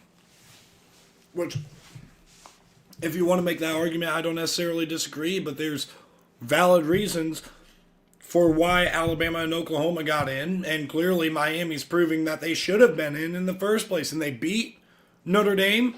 They're playing great football right now. What can you say? About the Tampa to see who's going to win the NFC South. Somebody's got to. Panthers and Buccaneers. If Carolina wins, they are in, and then the Seahawks and Niners follow. Joe and Troy. Joe brought a proud Indiana alum. Shout out, Joe. No doubt you're watching your team get off to a great start here. Got to make sure to try to cover up that label, but Coke Zero. Coke Zero. It's amazing. Every year, the NFL, you get down to week 18, you got 3 or 4 games. Miami does have a scary defense, man. I was just living a nightmare watching that pass rush. Oh, what a throw! And the ball came out! They're calling it an incomplete pass, I believe. They now say incomplete. Dijon Lee came in and popped. Nowakowski There, the ball came loose. Nowakowski got popped here. I think that's a catch fumble. I think that's a fumble, fellas. He turns upfield. I think that should count as a football move, but we'll see. Maybe I'm wrong, but I think that's a fumble recovered by the defense side. But in real time, he did not own that football. He barely got it. Now, Matt Austin is saying it's definitely not a fumble. So Thank you for getting football moving. You didn't disappoint. I know you took a step, but I get your point. Great play by Lee there. The Alabama crowd actually booing. They wanted it to be a catch and a fumble, of course. And the punt is going to be a fair catch. down at the 15, Cole Adams 7-yard line. with the fair catch. All State bus is here. Sam piloting to the back door of the Rose Bowl. Here was your All State good. Anthony Scott jumps this, gives out at Miami an early lead. They're up 14 right there. And then we look at a game from earlier today with Oregon. What a job the Ducks did. Just took it away. Yeah, took it away. Boy, Texas Tech, you and I, we saw them earlier this year. We thought they had a chance. But Oregon, to their credit, especially defensively, stepped up. They advanced out to the semifinals. I mean, think about how incredible these semifinal games are going to be. If Ole Miss is able to beat Georgia, they're clearly good enough to win the national championship, even without Lane Kiffin. Oh, what a pop by D'Angelo Pons low on Cuevas. But Cuevas with a solid catch, gain of about 5 or 6. Defensively sitting back with 2 safeties. You would think, okay, the answer to that is quick game. Excuse me. Throw the ball in the middle, and especially running the football. But you can't win the line of scrimmage. It's hard to What about the Death Star version? Well, it's pretty simple. Miami had the TIE Fighters. Their names are Ruben Bain and Akeem Mesidor. And I was wrong, thinking that wouldn't be much of a factor. Congrats to Miami. And if you're a Miami fan, congrats to you, man. I'm very happy for your program. They are back. They're not just back, they are the U. They are established. They announced themselves last night. And Ohio State regroup and get back there next year. That's all they can do. Not seen Cam Miller yet. with a new core group of players on that defense especially. The offense should be about the same minus Carnell Tate. Hopefully JJ doesn't decide to leave without Hartline. That's the hope. Solid run on first down. It's going to be 2nd and 5 here for Alabama with 5.5 to go in the second quarter. They need a response here. Excuse me. Ty Simpson over the middle. Oh, what a hit, though. But good, strong catch by Ryan Williams, who's had the yips this year, who's dropped a lot of balls, gotten a lot of hate. Heck of a grab by Ryan Williams, plucking that. It was not a beautiful throw, too. It was a little bit off target. He had to reach out and grab it. Great snag. Great snag. 1st and 10, Alabama at their own 46, starting to get in the groove. Quickly out of the backfield is Daniel Hill, who's, I got to tell you, Indiana, their tackling in the open field is excellent, man. And this year's has not been able to hold on to the ball. That's what makes this such a big deal. Pons, who's an all Big Ten corner, lowers the boom right there. It's a big hit. The timing of it was perfect. You'd think he would dislodge the ball, but 2nd and 7 from the 49-yard line here. After the check down to Daniel Hill picks up 3. Make sure you guys like the live. Really appreciate all of you guys that was tapping the screen. Tap that screen right now. Would really appreciate it. And if you're on YouTube or Twitch, make sure you comment your thoughts on this game. Not much going there for Jam Miller on the ground. That wasn't Jam Miller. That was Riley. Kevin Riley. 28-26. Slanting, moving, loops, stunts. I mean, how do you run the football when the backside is chasing down the ball carrier? You're thinking about the play side, trying to get. This is a huge drive, in my opinion, for Alabama, and this 3rd and 7 is going to make it really tough. A big play here. 3.5 minutes to play in the first half. Ty Simpson checking at the line. He's going to the air. Jam Miller leaks and covered up. Ty Simpson is going to pick up the first. Oh, the ball came out. I think Ty Simpson was down, but they're going to call it a fumble, and it's recovered by Isaiah Jones. Oh, dude, was he down or not? The way Ty Simpson is walking off the field, it looks like he feels like it was a fumble. Indiana versus Miami, it's possible. We'll see. Tall task trying to beat Georgia. Boom. Yep, he's not down. He's not down yet, and D'Angelo Pons is the one who made the hit to do it. D'Angelo Pons with a couple of big-time hits this oh, man. That's tough. That's tough. That's completely... You had a situation here where he picked up the first down. That's a bad break. That hit by D'Angelo Pons getting them off the field. And now is this a chance for a shot play here for Indiana, or are they going to take their time? They're going to start on the ground with Roman Hemby. Kalen Black is okay, but Hemby was in the ball game for that carry. They've been rotating him. Yeah, they said he was fine. Kalen Black was fine. He went down injured in this game. Alabama had a big opportunity across midfield. Just got to tap that screen. Tap that screen. Tap that screen if you love college football like I do. The ball on the ground, to Indiana's credit, they jump on it. They're thinking points themselves now. 2nd and 6 here. Play action. Oh, a little bit of confusion there, and Mendoza's able to find a couple of yards. Nifty play by Mendoza to pick up a couple. I think they're looking at Ty Simpson. They're looking at, he's been eaten up really from the Iron Bowl on. He's had to do so much, but you don't have a running game. Your quarterback's got to do everything. Not only throwing the football. Yeah, I think they're going to take this to a 2-minute timeout and get their best 3rd down and short play call that they can in this moment. But yeah, they're looking at Ty Simpson, and it'll be the 2-minute timeout. So he's pretty much doing it by himself. That 9-yard run before the fumble was the longest run they've had today. 2-minute timeout. Hoosiers near midfield trying to add to this lead, looking very much like the top seed of the college football playoff.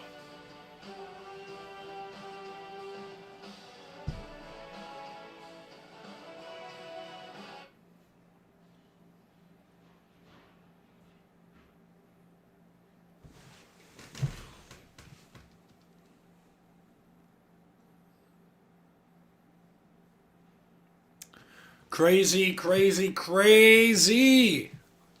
The Crimson Tide fumble.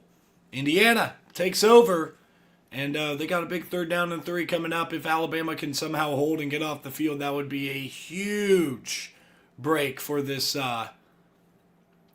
Crimson Tide team. Huge break. We're seeing a section with a lot of Alabama fans, though. I do see an Indiana jacket there. Rose Bowl, a majestic setting, kind of covered up a little bit by these clouds. Where's the Hoosier banner? It is right here. Right up here.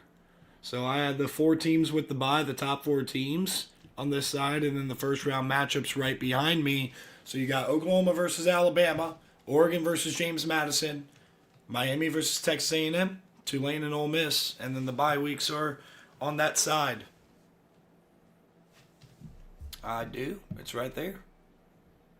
Sitting right next to Ole Miss.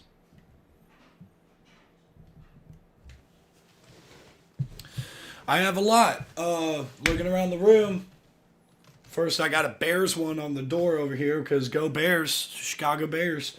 We got Baylor, Florida State, Iowa State, Florida, Cincinnati, North Carolina, Kansas, Georgia Tech, Notre Dame, Pitt, UCLA, Wisconsin, Washington, Arizona, Utah, Arizona State, Nebraska, Michigan, Purdue, New Mexico because of a CFB 26 dynasty. And then we got Stanford, Clemson, Hawaii. Love Hawaii. Always love Hawaii. Oklahoma State, Boston College, NC State, LSU, Arkansas, USC, Penn State, Kentucky, Michigan State, Georgia State, again, CFB 26. New Mexico was CFB 25, by the way. Texas, Ohio, the Bobcats. We got Liberty, Tennessee, and Army. You know what I don't have is Navy and Air Force. I should get Navy and Air Force. That'd be fun. And then I got a good handful over there. I just got like North Texas, Duke. I know I got Oregon State. I got a bunch of others that I just don't have space in this room to be able to hang up. I've kind of maximized the space as far as hanging them up goes. There's like 2 spots I could maybe put them. He's at the Rose Bowl. He's probably got sweats on. He's at the Rose Bowl. So 3rd and 3 from their own 48.5-yard line. Mendoza with 2 guys split out wide will motion over Omar Cooper. Nowhere to go. Mendoza is going to scramble. He's got nowhere to go, but he finds a lane and picks up the first down. What a play by Fernando Mendoza, the Heisman winner. Look at this, man. Steps to the right, and then when he was working back inside, you thought there was nowhere to go, but he found the lane ducking inside of Tim Smith. What a play by Fernando Mendoza. And gets this first down. This is a big series for both teams. I hear you. Awkward, but effective. 1.5 minutes left to play in the first half. Here goes Roman Hemby. To the left side, Roman Hemby. Oh! No flag, but that was really late and dangerous by Justin Jefferson. Out of bounds, swinging Roman Hemby down. It'll be 2nd and 2, an 8-yard pickup for Roman Hemby. They're able to establish a consistent run game. Like, truly, the way Indiana has come out, trying to be the first team to, in this 12-team model, win off of a bye in the quarterfinals. They look like the best team in America right now. They're playing great complementary football. Roman Hemby, first down. They look good, man. They look good. It just feels like a game where it's going to be limited possessions, ball control, or specialty. Taken down to about a minute left. Indiana's still working with 1 timeout. Alabama's got 2, and we got 1 minute on the dot now. 1st and 10, Indiana. What's the stoppage for? Conversation with the officials. Is he pointing at the play clock?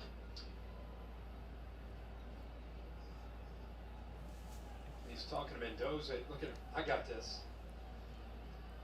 Mendoza, such a high football IQ. prepares, uses those virtual reality. Tap that screen, like the live, and comment down below. And if you're one of the people that I've been talking live with, you can request up here. Anybody else that tries to request up here, I'm obviously going to limit random people from coming up here, people I don't know. That's what Cignetti was fired up about. That's why he's saying, let's go, get the chain gang fixed. But he said he graduated at Cal. He said, my classes at IU have been online, so it really allows him to spend a ton of time on focusing on football and focusing on prep. And he would tell you a big part of his success this year has been future prep. He feels like he Las Vegas Raiders quarterback, Fernando Mendoza. Holly, he's been moving the pieces pretty effectively today. That's right. He's been working with a sports psychologist all year, and he's really worked lately on, I have the answers to the puzzle.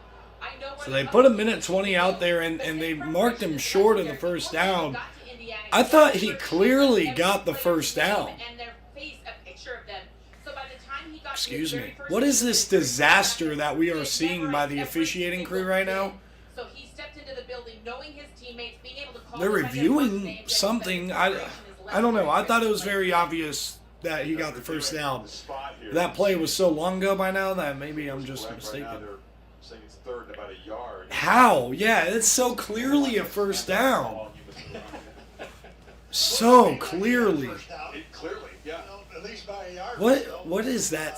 What are we talking about here? Blame it on the chain. Well, you know, it could be because if the chain snapped or something. Maybe the wing looking at the chain couldn't figure out. Did you ever do a Rose Bowl?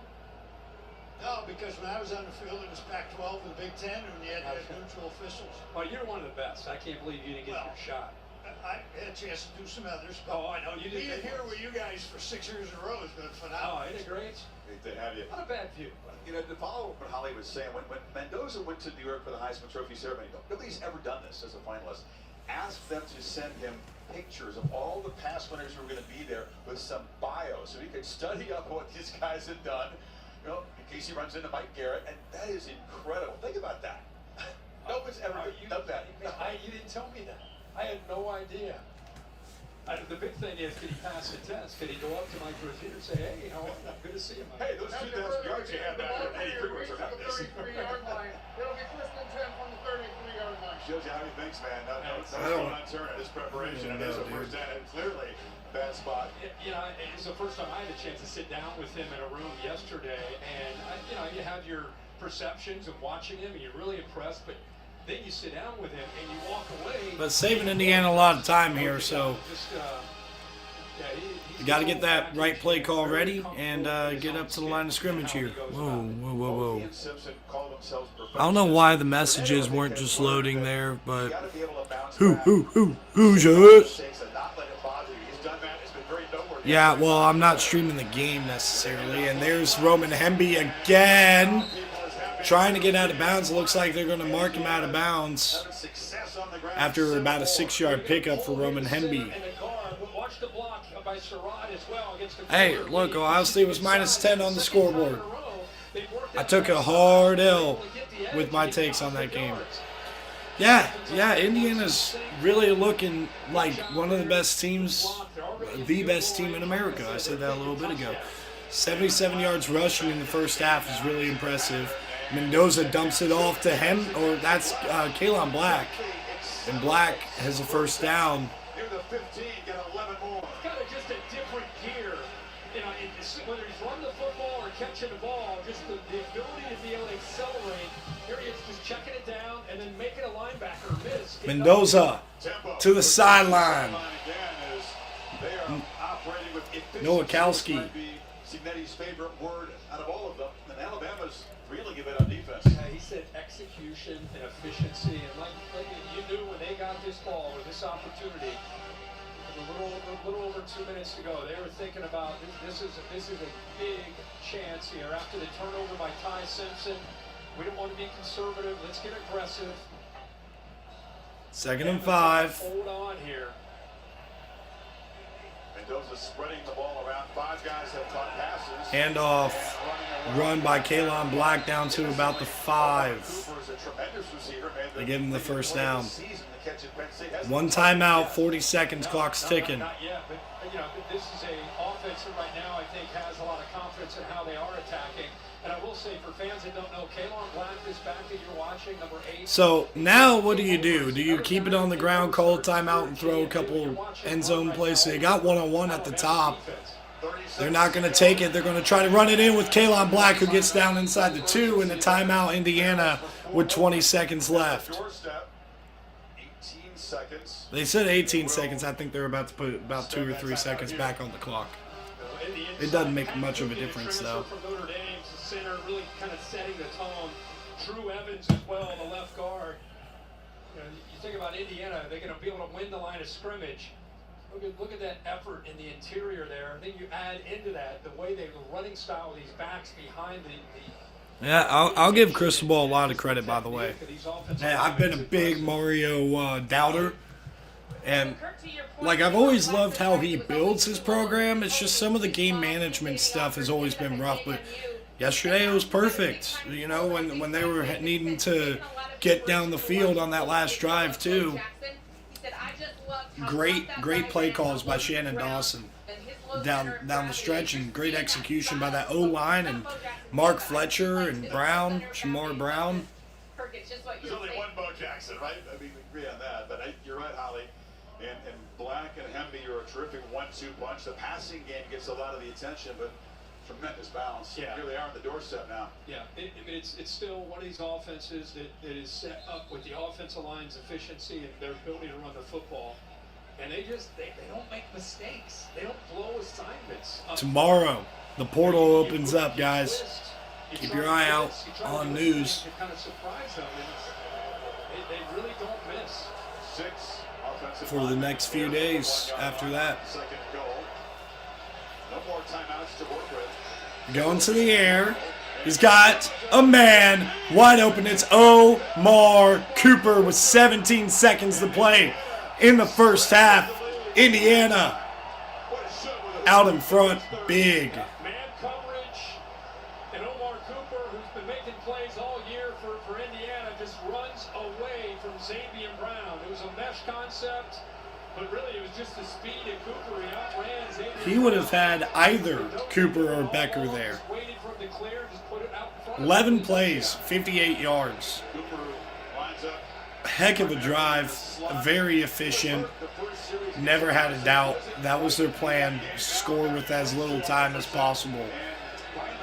And it's good by Radicic, 17-0. Phil, I thought this game would be better. Honestly, I thought this would be a closer game. Like they may have a shot to plus territory. Big hit by Pons.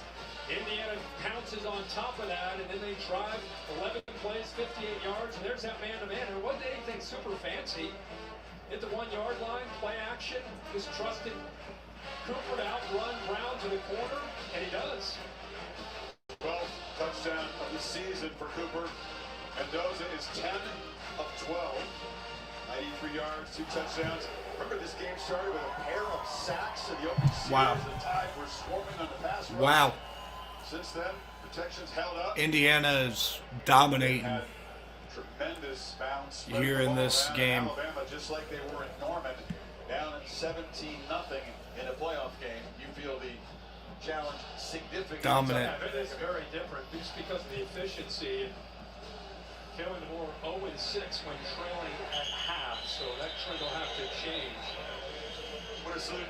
Our good buddy Kevin Ash, 44 years he's worked the Rose Bowl game. Back in '84, he started 17 seconds at their own 25. You just got to take it to half and regroup.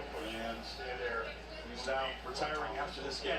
Yeah, it's one of the most gracious hosts that you're ever going to meet. We've known him for so many years, he and his family. Yep, they're taking it to victory formation. Indiana, 17-0 up on the big bad SEC of Alabama. Comprehensive, complimentary football. They've been playing it all season. They lead 17-0. Holly?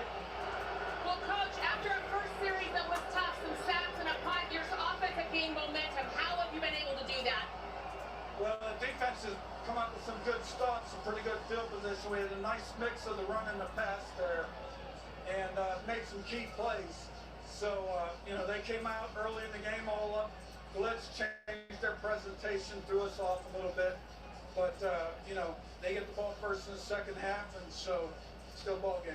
Thank you, Coach. Thank you. Let's go to Chris with Coach DeWard. Coach, a similar hold for you. What do you need in the second half offensively to be able to extend?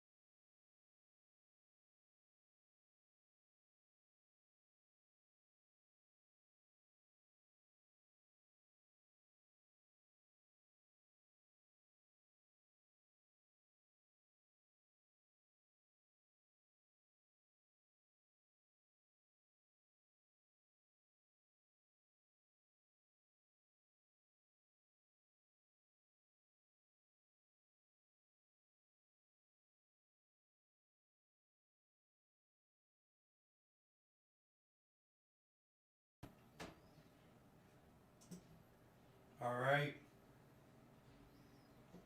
Bringing it back.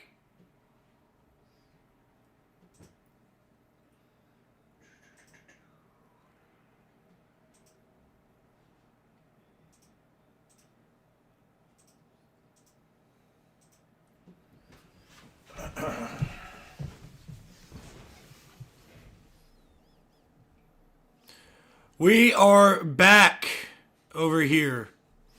Win by 30. Well, Indiana might. Holy cow. Let's talk about this game and then we can address other things in the comments here. Let me see if let me see. Okay, he's not online.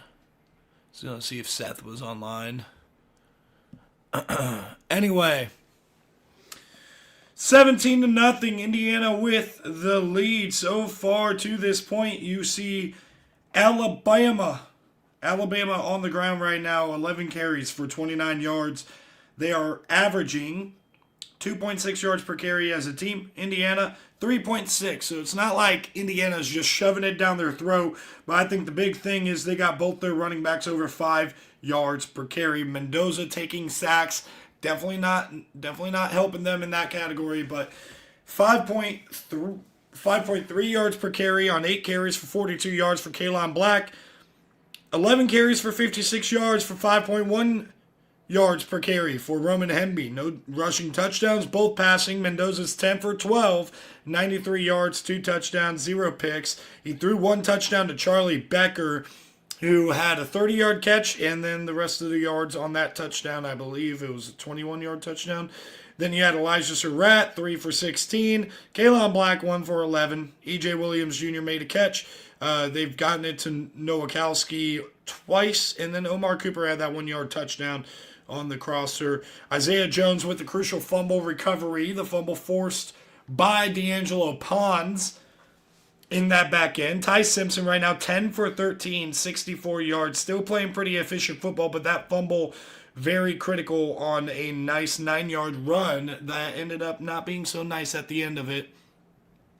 Ryan Williams has 3 grabs while Bernard Cuevas has 2, and then they've gotten the ball to Daniel Hill on checkdowns about 4 times. So down the field again, not being a threat. Their longest pass play of the day, 18 yards to Jeremy Bernard.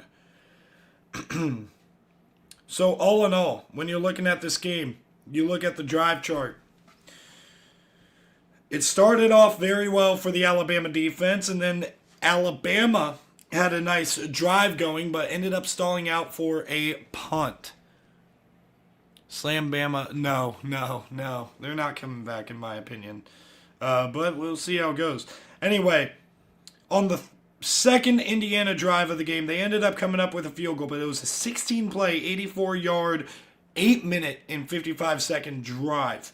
Then, when Alabama turned it over on downs, it was a 4-and-out type of situation. Indiana went right down the field and scored their first touchdown of this game. Alabama ended up having a punt, and then Indiana ended up having to punt right after that. But then you had the Ty Simpson fumble once they started getting things going. It was a 43-yard drive when that fumble occurred. And then Indiana took their sweet time, took basically the rest of the clock, ran it all the way down to 17 seconds, and got a touchdown to Omar Cooper Jr. before Alabama ended up kneeing out the half. And that's where we stand right now, 17-0 at the half. The Alabama Crimson Tide need to have a quick answer right away. Right away. They need to come out and punch them. This game is slipping quick. It is slipping off their hands very quick. And we got to see this Crimson Tide team respond for sure. Let me go over here and do something real quick.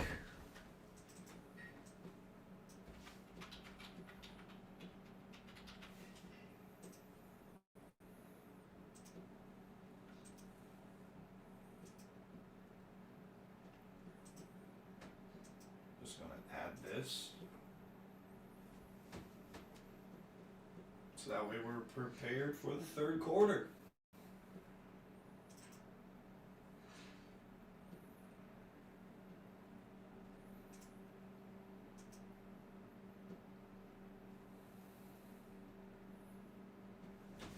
Stadium Junkies. Hey, thank you guys for coming in, by the way. Really appreciate it. I didn't even notice that. I did a terrible job looking at the comments. That just happened. Stadium Junkies. I've never heard of you. Shout out. I'm looking at this camera. Shout out to you guys over here. I'm live on TikTok as well. We're talking about this football game here. Oh, man. Thank you guys for coming in. Really appreciate it.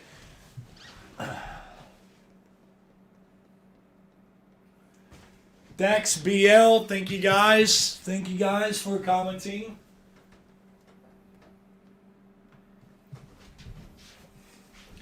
Big Tony, I'm trying to do this live stream thing back and forth, so I apologize if I'm a little bit out of here. We got this in because of TikTok. Alex, thank you. Earl, thank you. Let's go, Stadium Junkies. Stadium Junkies. I have to check you guys out over there. All right.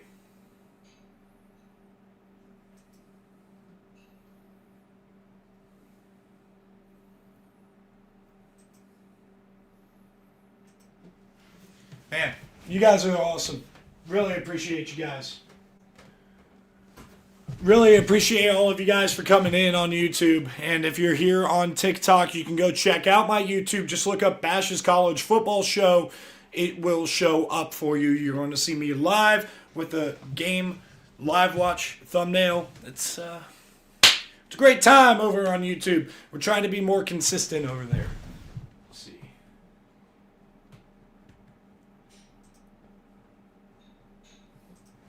Yeah, really appreciate you guys. I'm going to check out your stuff later on.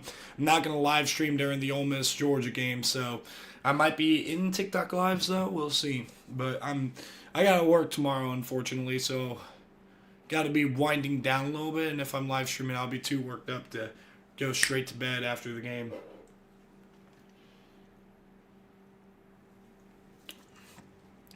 But I do plan on trying to live stream during both semifinals and the national championship. We'll see. We'll see if that ends up coming to fruition.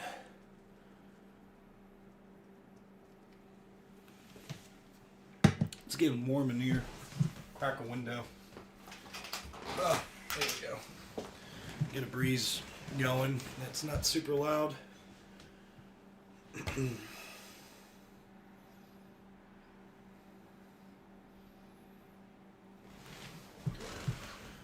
Yeah, appreciate you guys for coming in. Really do. Means a lot. Means a ton.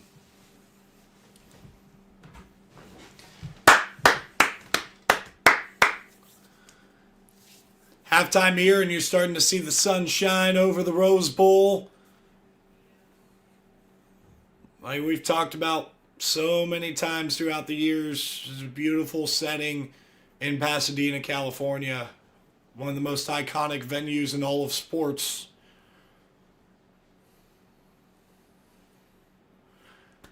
Double tap, tap, tap, tap, tap on TikTok. Tap, tap. If you're on YouTube, leave a like, subscribe, comment your thoughts on this game here between Alabama and Indiana. It's 17-0 Hoosiers. 17-0. Shocking results here. Anyway, we went over the halftime. I will be back in a little bit.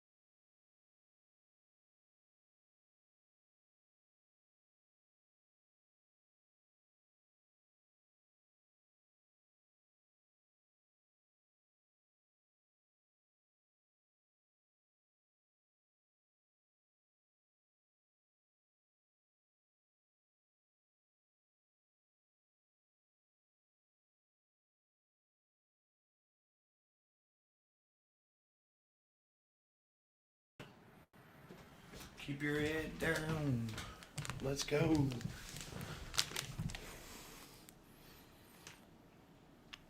All right, we're back. Hiding since... Man, that's so funny. I'm not hiding. Come on, man. I'm human. Sometimes you need to take a bathroom break when you're going live for 4 hours and you're drinking a ton of water. And eating Nerds gummy clusters.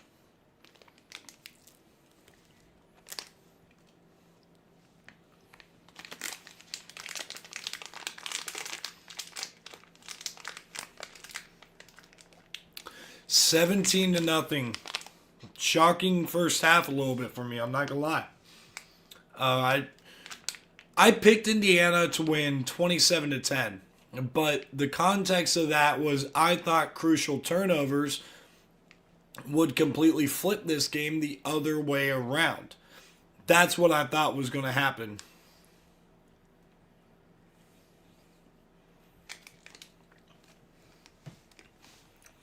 I thought Ohio State was going to come out there and slap them around.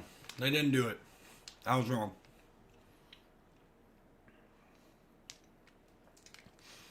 But no, I don't hide. I don't hide when I'm wrong.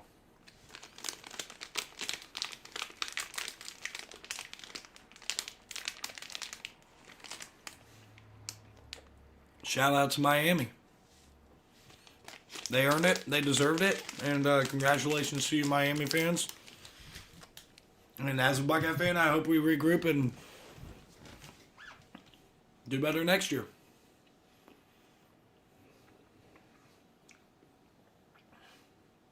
We'll say at least we beat Michigan. Like, that's still a good season when you beat Michigan and you get to the playoff. Ducks looked incredible. Like, rematch between Indiana and Oregon in about, 10 days, 9 days? That is going to be epic if Indiana just holds off any sort of rally from Alabama in the second half. I am super excited for that. I thought we would see it. Oregon's defense looks really good. Really good right now. And I've said this.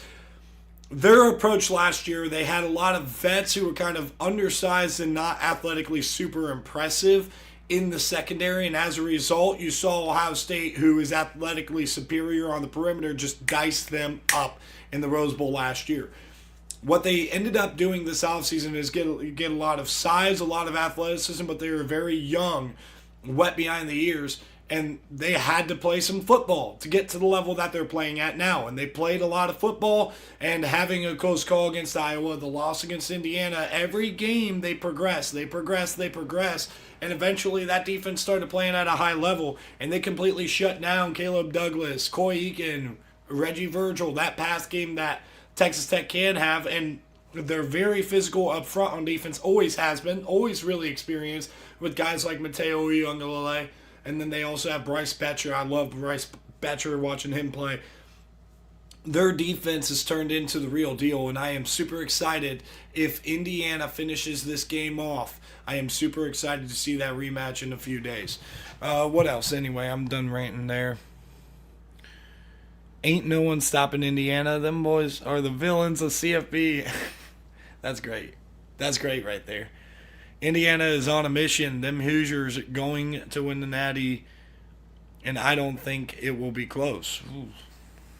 Who wins that game? IU or Oregon? I think Oregon. But I don't know. This Indiana team looks really good right now. Those two teams look incredible. And I think that we are in for an incredible semifinal. Incredible both game semifinals between Miami and what I presume is going to be Georgia, and Indiana versus Oregon. I think that this is going to be incredible to watch. Miami going back to the Fiesta Bowl for the first time since losing in overtime, double overtime to the Ohio State Buckeyes. And the last time that you really saw Miami as a football program relevant to this level. And Georgia's going to the Fiesta Bowl. In recent years, you've seen Georgia in a lot of big games. I don't think they've actually gone to the Fiesta Bowl in recent years. You could correct me if I'm wrong, but like if you think about it, 2017 they played in the Rose Bowl against Oklahoma. They didn't make the playoff in 18. They didn't make the playoff in 19. They didn't make it in 20, and then they got back in 21. They played Michigan in the Orange Bowl. Then in 22, they ended up playing Ohio State in the Peach Bowl. So you're looking at all of these games that Georgia played. They played in the Sugar Bowl last year. They haven't been in the Fiesta Bowl, so it's going to be a change of setting. Really cool to see Georgia in that game. Score predictions. Oh, okay, hold up. You're an OSU fan. It is hard to beat the same team twice, but I got Indy. I agree with you, Jose. It's hard to do it. I could see Indiana winning that game, but we'll see. Score prediction for IU versus Oregon. Off the rip, man, I'm thinking like 23-20. Like a really good game. Right down to the wire. So we'll see though. They're going to be playing that one in Georgia while Georgia has to go out to Arizona. It's incredible. But that's definitely a thing where Oregon kind of got, with their path to the national championship, kind of got the short end of the stick because they had to go from Oregon to Miami. You couldn't get much more opposite in the country than that. And Texas Tech did have to travel too. And if Indiana holds on and wins this game, they're going to have to travel a little bit too.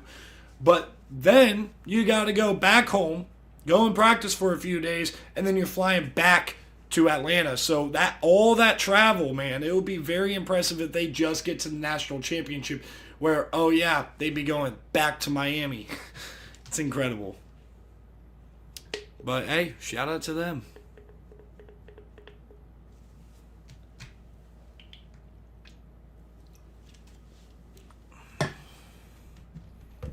Oh, my bad. Bumped my phone. There we go. Finally. I was like, this halftime is taking forever. Final at the Rose Bowl game, presented by Prudential. Indiana comes in as the top seed in the tournament, favored and playing like it. 17-0. Hoosiers over the Crimson Tide after 30 minutes. Alabama. All right, 17-0. Chris Kirk back with you. This is an Alabama offense that hasn't hit 300 yards in any of the last three games. So they were at 93 in the first half. What do they have to do right now to chip away at this lead? I'm anxious to see what Ryan Grubb's going to come up with because, again, they're not able to run the football. Now you dig yourself into a 17-0 lead or 17-0 deficit. So now you think, okay, you don't want to become even that much more one-dimensional. You still are going to have to sprinkle it in as the Stealth Bombers making its way in here. The flyover delayed because of the bad weather, but, you know, let's just lay out and take this. That's so cool, man. We'll talk about their offenses. I mean, are you kidding me? So cool, man. This is a unifying thing. All of the fans are up cheering. Oh, they're excited. How can you not be? The B-2 Spirit of America, 509th Bomb Wing from Whiteman Air Force Base in Missouri. Incredible. So anyway, what I was saying there was, no, really, Stealth. People think it was just good because they think they're still stealth. All right, kickoff. We are underway. Alabama's going to get the ball to start the second half, really needing to chip away at this 17-0 lead that Indiana's been able to build, and a lot of it on this defense.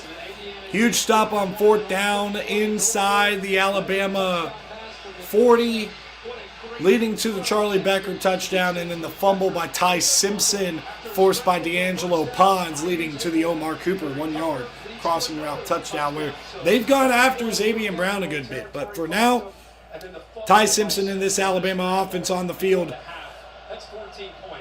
not moving the ball consistently right now. So here's a first down. They're going to the air as they empty out Daniel Hill. They're running a screen to Ryan Williams. It's blown up for a loss of 2.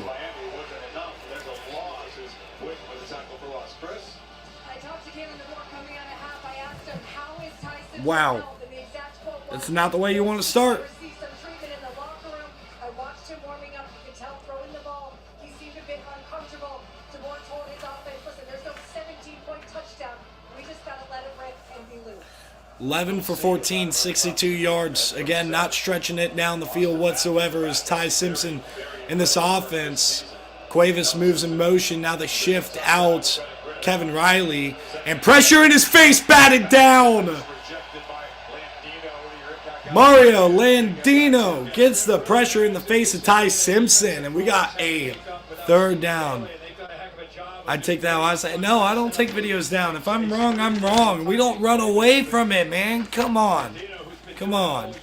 I'm not a coward over here. We stand on business, and when our business is bad, we gotta own it. We gotta own it. 3rd and 12. Horton is pointing. Oh, he's holding on to the ball very long. Dumps it to Cuevas, and there's just too much ground to have to make up there. Trying to rip out that ball there is Boykin, but Sharp with the tackle, and it'll be a 3 and out for Alabama. The worst way that this second half can start for you, Alabama. They take away everything down the field. They confuse offensive linemen with the simulated pressures, and they are so disciplined. Alabama is not able to chip away right now at this lead. It is tough sledding for this Bama offense. Dowd is going to punt this one away from his standing inside his own 15. And, oh, they almost got that block there. Indiana BTA. No kidding. Got some comments over here on YouTube. Brooks making the play. 50-yard boot. Holly? Kurt Cignetti told his team in the locker room, listen, I'm sure that he's over there telling Alabama, we've done this before, come back from 17-0. But I'm telling you guys, it's 0-0 right now. Every single play in the second half. How to do that? All right. I got food. On this first series. I got They've food. done that. The other thing he said is we have got to win This more is wonderful. one-on-one matchups in the second half. Love my wonderful wife for doing this on game day. She always comes in clutch on college football game day. She knows what's up. She is truly the best. The GOAT.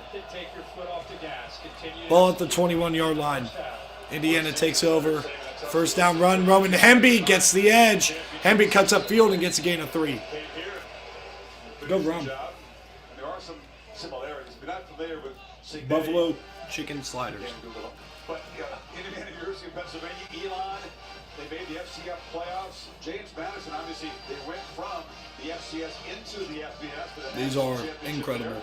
And tremendous success in his first 2 seasons in Indiana. An experience of going places where they didn't win, didn't have a history of winning, figured out how to win. So I think that's what has made him be able to figure this out so quickly in Wilmington. He's a very gifted evaluator of talent. That's Hemby with a 3 or 4 yard pickup. It's third and manageable. It's pretty simple. I win. That was 2 years ago. It's been played a lot, but he continues to win. He continues to defy expectations. You just can't believe that an Indiana football team could be this good. He's about to be 25-2 as the head coach of Indiana. Insane. A turnaround quite like this. Mendoza on the QB draw gets the first down. Deontay Lawson will get the stop. The Big Ten, top seed in the playoff, and here they are handling Alabama at the moment as Mendoza scrambles for a first down. Yeah, I think that's a lead draw. I mean, watch the linemen get out in front. And this is something that, again, they'll sprinkle in, especially in those 3rd and 2 to 5s. And again, it's not pretty, but it is very effective with those long legs at 6'5", being able to just use his vision. Just kind of finds room, good blocks downfield, gets behind him for first down yardage. It's Kalen Black. Yeah, most of the time you see him scramble, he's running kind of parallel to the line of scrimmage, getting Down to the 40. Another solid run on first down. Very effective. Yeah, he has. And to your point about the Cignetti impact, I mean, they're 3-9 in 2023. This is kind of a similar thing that happened to Ohio State yesterday. When the offense can't get in the rhythm and they're being owned on the line of scrimmage, your defense is really good, but they're on the field constantly, and you're just starting to see, even to start the second half, this defense is just worn out. And there's Mendoza. Oh, he punched out the ball, but it bounces harmlessly out of bounds. I didn't even see who ended up doing that. We're talking about his legs being a factor this time. Right away, there's penetration with Tim King, and he's obviously going to be able to outrun him. Picks up a nice block by Nowakowski. And then because of the man It was coverage, Damani Jackson who actually got that strip at the end of the play. But the ball gets out of bounds harmlessly, and now they're in Alabama territory. It says 8 rushing yards, but keep in mind, that includes sacks. There's a lot of plays that he's made with his legs valued for more than 8 yards. Omar Cooper with his second catch of the game out to the 41. Picks up about 6. They were not fully committed, let's be honest, in Indiana to success with Cignetti got there. He needed some assurances. Tom Allen, an excellent coach, but they were kind of caught off guard by the whole NIL portal. Would you agree? They weren't committing resources anywhere near what they are now. Yeah, I think it's a very different approach. Tom Allen had some great moments, especially with COVID here in 2020. Showing a little A-gap pressure with Justin Jefferson. I think there was a much bigger commitment to the university making football priority. Black on the ground. Man, what a run by Kalon Black. It feels like Alabama. Tough running. It's just strange to see. They're just existing. They're just out there. Nobody's penetrating. Nobody's playing with any fire. It's almost like they feel defeated. Like there's nothing we can do. Nobody's making an impact player. Not even trying to hands on their hips. 225 total yards to 96 now.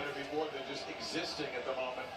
Because if Indiana builds on this lead, another potentially time-consuming drive is Hemby. Roman Hemby gets taken down after about a yard. Spotlight presented by Prudential. Protection was not good early on. A couple quick sacks by Alabama. It's improved since. Oh man, it really has. They've settled in. The offensive line, which has been a strength all year long. And I think the difference from who they were a year ago to who they are this year, the combination of these two backs, Hemby and Black, 120 combined rushing yards. That video didn't age so well. No, it did not. It was terrible.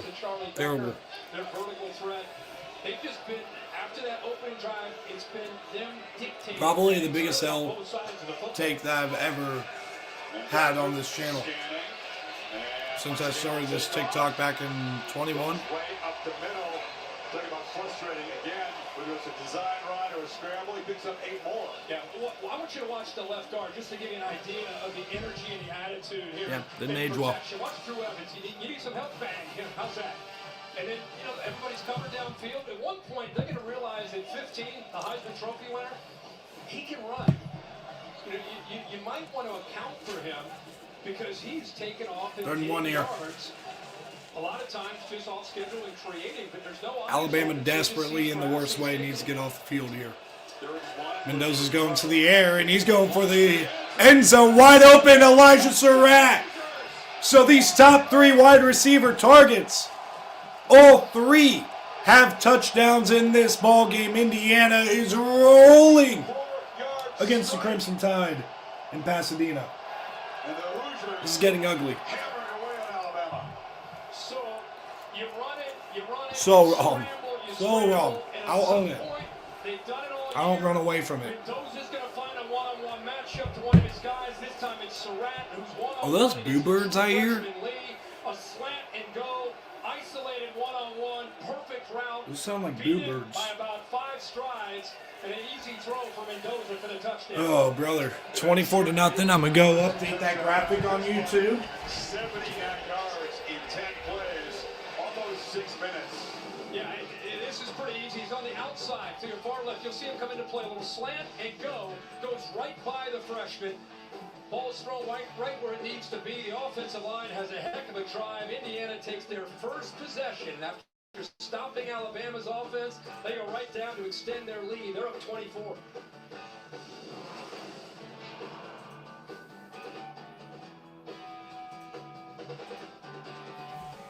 Wow.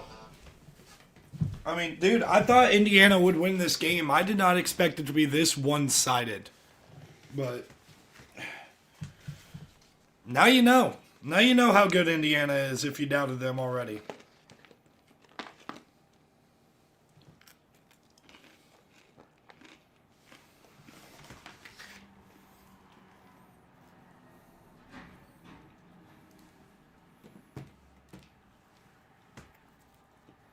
This one's messy.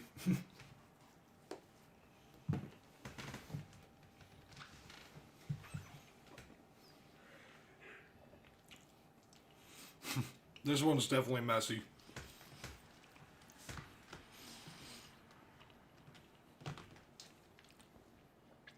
Okay, but should Oklahoma have been there? Because they beat Oklahoma and handled them for about 40 minutes in Norman. So, I don't know.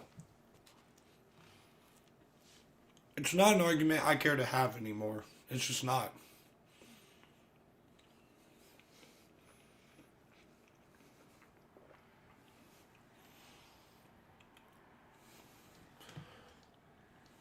Take down the Bama?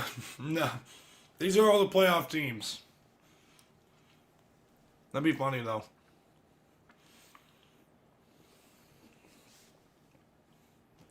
It would be funny if I just got up and took it down.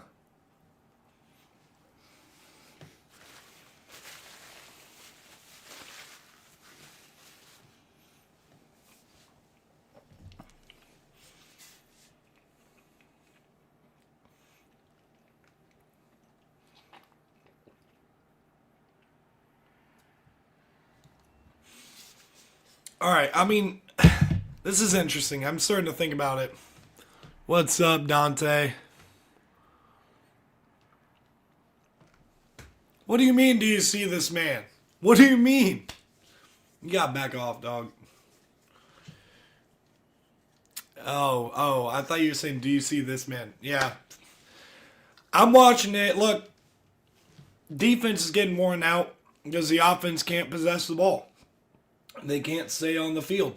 It's somewhat similar to what happened to Ohio State because I thought that defense started well and then slowly it tapered off. Why is this? I think this is just the promo before, but I don't need copyright claim on YouTube.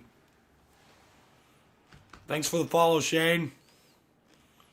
Big Ten title game. Well, that can't happen. They're going to be playing in the next round. It's all about the U. No, it was yesterday, that's for sure. Yeah, I know they feel like it's a dream of a dream to win the Big Ten. Utah Utes pennant? Yeah, I have one. It's hanging up right behind the TV up there. Here comes Austin Mack. Ty Simpson, who took that big shot in the first half, apparently is done. As frustrating as that is for him. Ty Simpson is done? Try to lead Alabama all the way back. So Austin Mack is coming in.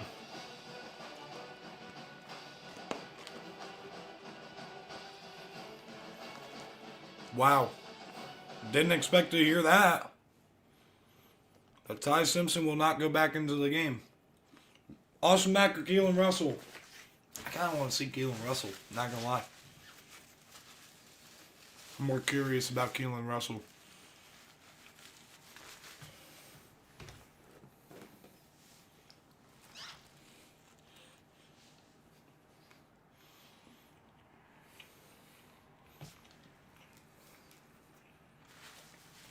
This is my least favorite part about these games where teams are able to string together long possessions because you get one kickoff and about 7 minutes of commercials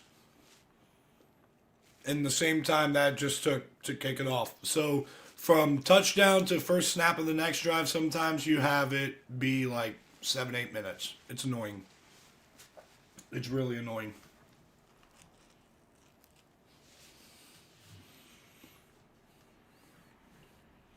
But Ty Simpson is out. Ty Simpson is not coming back into this game. He's out, done for the day.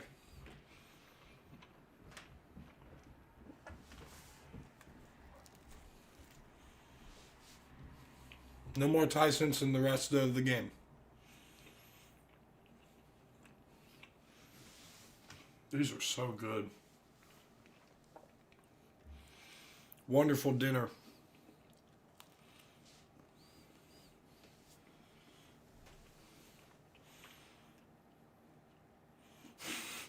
Humble pie is great. Buffalo chicken sliders, close. That's wild. That's fun.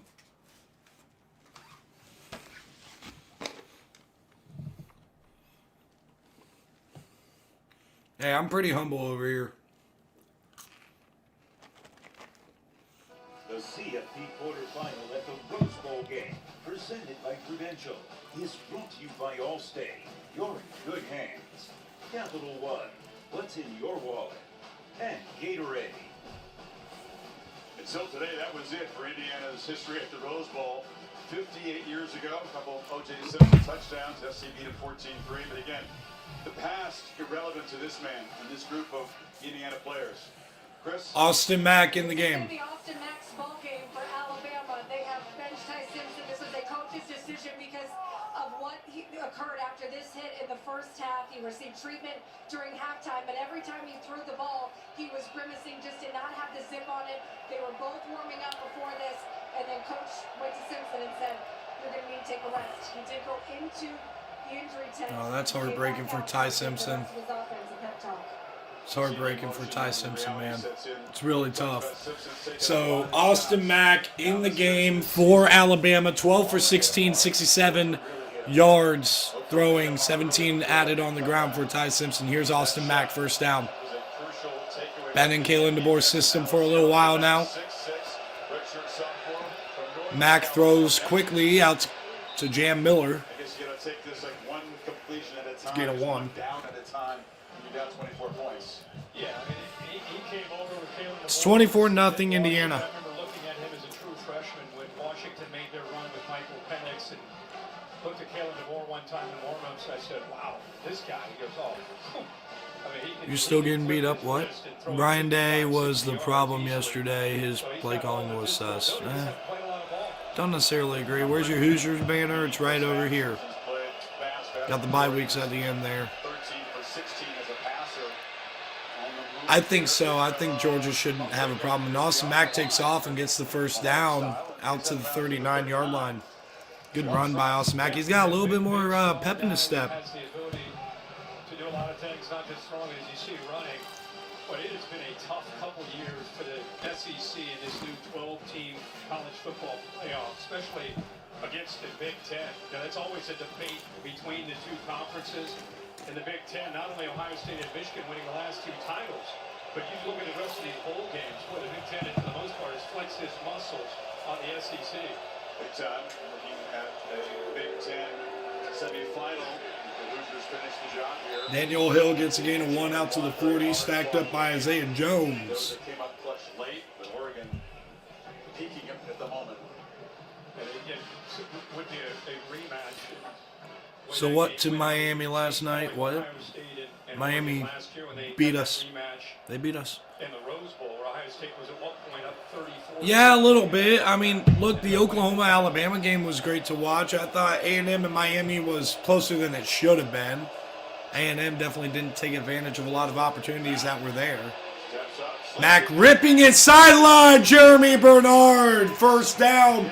And now Alabama is deep into Indiana territory.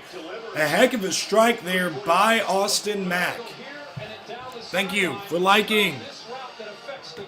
Really appreciate it. Double tap that screen. Heck of a job, man, and a great route. And that's the downfield pass game you need to see from Alabama. It was a strike by Austin Mack. It looks like he stepped out about the 25, between the 25 and the 30. I can't tell where they marked it. I'm about to see in a second. All right, they're at the 25. Timeout burnt, which is going to hurt any hopes of a comeback. Timeout here in the second half. Tide on the move, trying to find the end zone. No. If anything, I'm favoring Indiana because I picked Indiana to win and cover.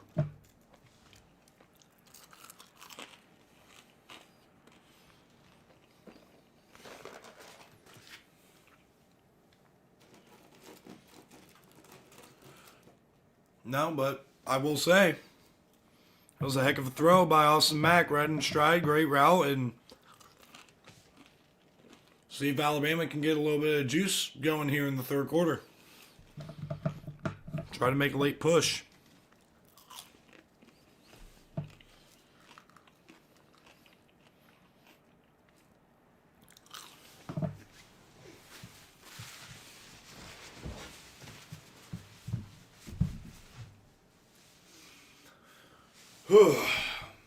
Yeah, I already said this bad posture, my back's going to be messed up if I keep leaning forward like that, but I've been doing it. Whatever. I've been doing it.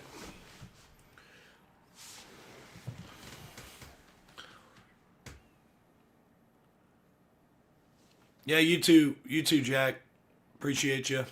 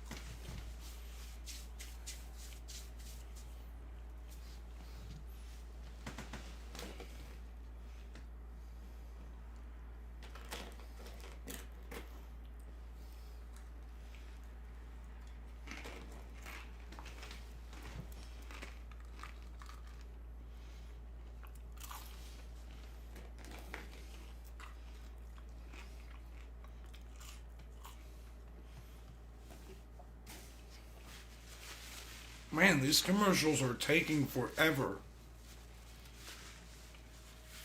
I feel like it's taking a really long time. There we go. Peeking through here. Goodyear blimp enjoying a beautiful view. Tried, tested, proven legendary. Look at these Indiana and Alabama students. Alabama students are hard to find belief here. Talk about the my student section of the year contest. We'll pick a winner at the end of the season. All right. 1st and 10 at the 25. Alabama having to burn their first time out of the second half with 5:13 to play in the third quarter. Austin Mack in the game. Back to throw. Mack steps up. Delivers on the move. And a beautiful strike to Josh Cuevas inside the 10. All right. Austin Mack, you're showing us a little bit here. Too many receivers. You can see Ponzi's trying to communicate because he knew Cuevas went down that sideline. He's pointing. Should I start talking crazy and saying that Austin Mack should have been the starter in the first place? Maybe. I'm just kidding. 1st and goal. Mack and Cuevas, of course, hooked up on each play for the Huskies under DeBoer. Man in motion is Ryan Williams. Williams goes in motion. Looking. Mack escapes. Mack lowers the boom and gets out to the 5. He had Mikhail Kamara chasing him down from behind. Experience. You know, his third year in college, he obviously knows this system in his third year of understanding it with Kalen DeBoer and Ryan Grubb, but he is a guy that I think It's chicken. is the one thing you wonder about with inexperienced quarterbacks. Are they going to hold the ball too long? This isn't practice. The game's moving fast. Indiana's going to come after you.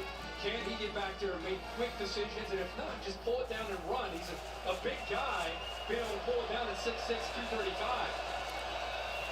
Indiana, the best red zone defense in the nation. Going to the air again. Quickly throws it out. Oh my gosh. Daniel Hill should have just let that hit the ground. Now he's down back at the 10.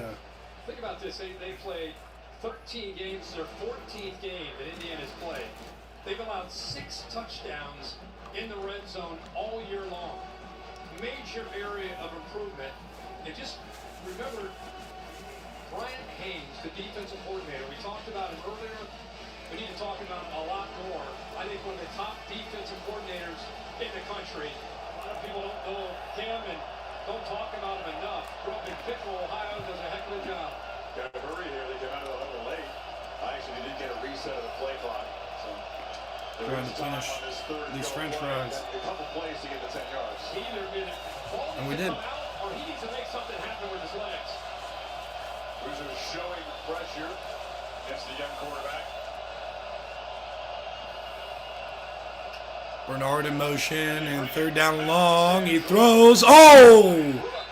Lotsier Brooks just got lit up. That was a hospital pass if I've ever seen one by Austin Mack. And they're going to have to kick a field goal and get some points. They're going to do that. A good job of getting simulated pressure. They showed pressure from the left, ended up bringing it from the right. He had just enough time to get it out because it had to come out quickly. There's that pressure right there. Hardy's always involved in trying to get there, trying to go to the back shoulder fade. And the true freshman Brooks and he not quite on the same page. Connor Talty, up and down season, but he finished strong. 28-yard kick. To get Alabama on the board here. Final 3 minutes of the third It's quarter. good. Right through. Alabama drove it 65 yards. Took more than 5 minutes, though, and the lead is still 21 for the top seed.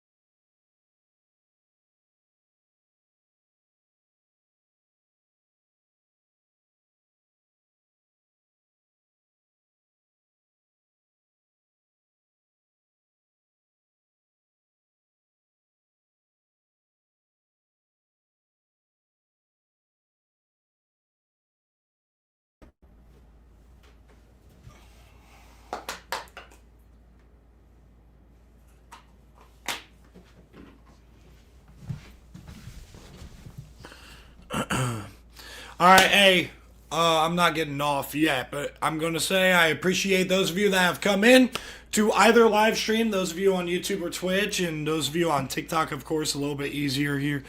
Okay, have a good night. Yeah, never mind, I already read that.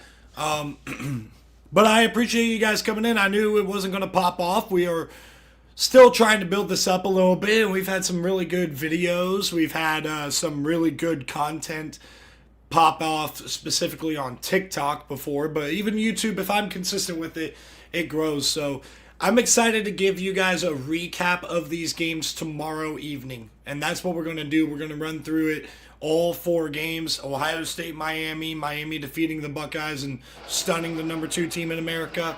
Right now it's looking like the number 1 team still rolling against Alabama, and then you had Oregon shutting out Texas Tech, and Indiana, so far, teams off of a bye, are 0-6. Indiana's about to become the first team in the 12-team format. If they can hold on to this 21-point lead, Indiana will be the first team to move on to the semifinals off a first-round bye in the 12-team format. It's great. It's great. Georgia couldn't stop them until the fourth quarter when Smart's defense got a couple of crucial stops and got the win. Comment wherever you are, whether you're on YouTube or elsewhere. Talk more about that game as we get closer. I want to ask you, though, about the adjustments Alabama made on defense coming in. Kane Womack said we're going to blitz more in this game than we have, and they have, about 50% of the time. Problem is Mendoza 6 for 6 against the blitz, including the 3 touchdown passes. Well, other teams have tried to come up with that answer as well. Ohio State played them that way. Oregon's played them that way. I think it caught them maybe off guard by surprise because of the way Alabama played the last 4, 5, 6 weeks of the season. A lot more zone, a lot more too high safety look. But then let's give credit to what this offense has been able to do. Mendoza from the 25 off the touchback, first down, holding a 21-point lead late in this third quarter. Oh! Smacks Roman Hemby in the hole. It was Deontay Lawson and Nikai Hill-Green. And it was Kalon Black, not Roman Hemby. Super efficient, 3 touchdown passes, and a very effective runner, as you talked about.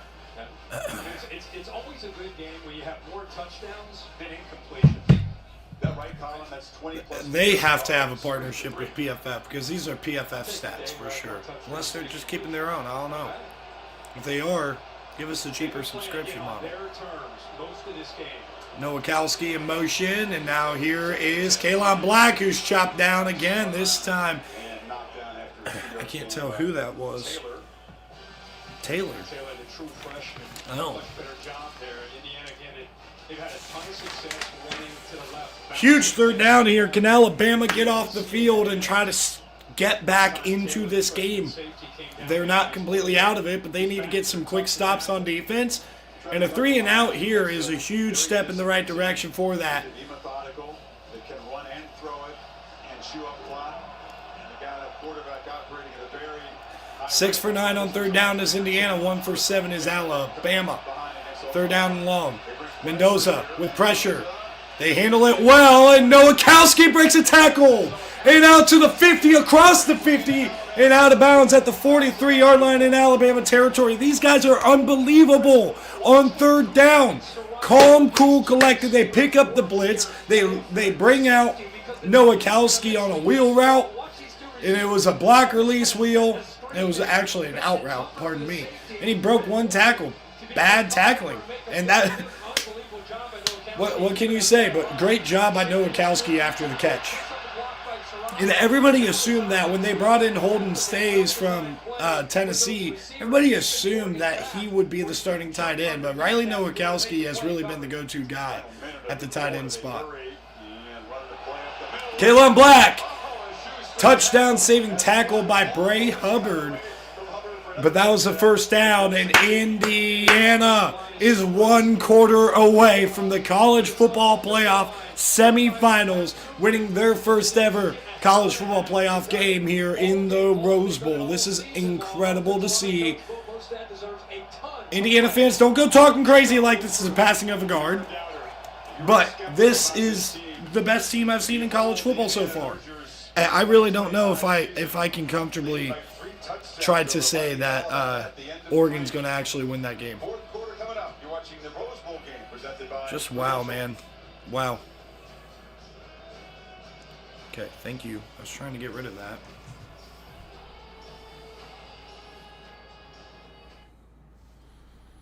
I'm going to see if Seth wants to come up here and talk. I don't know if he's live or not.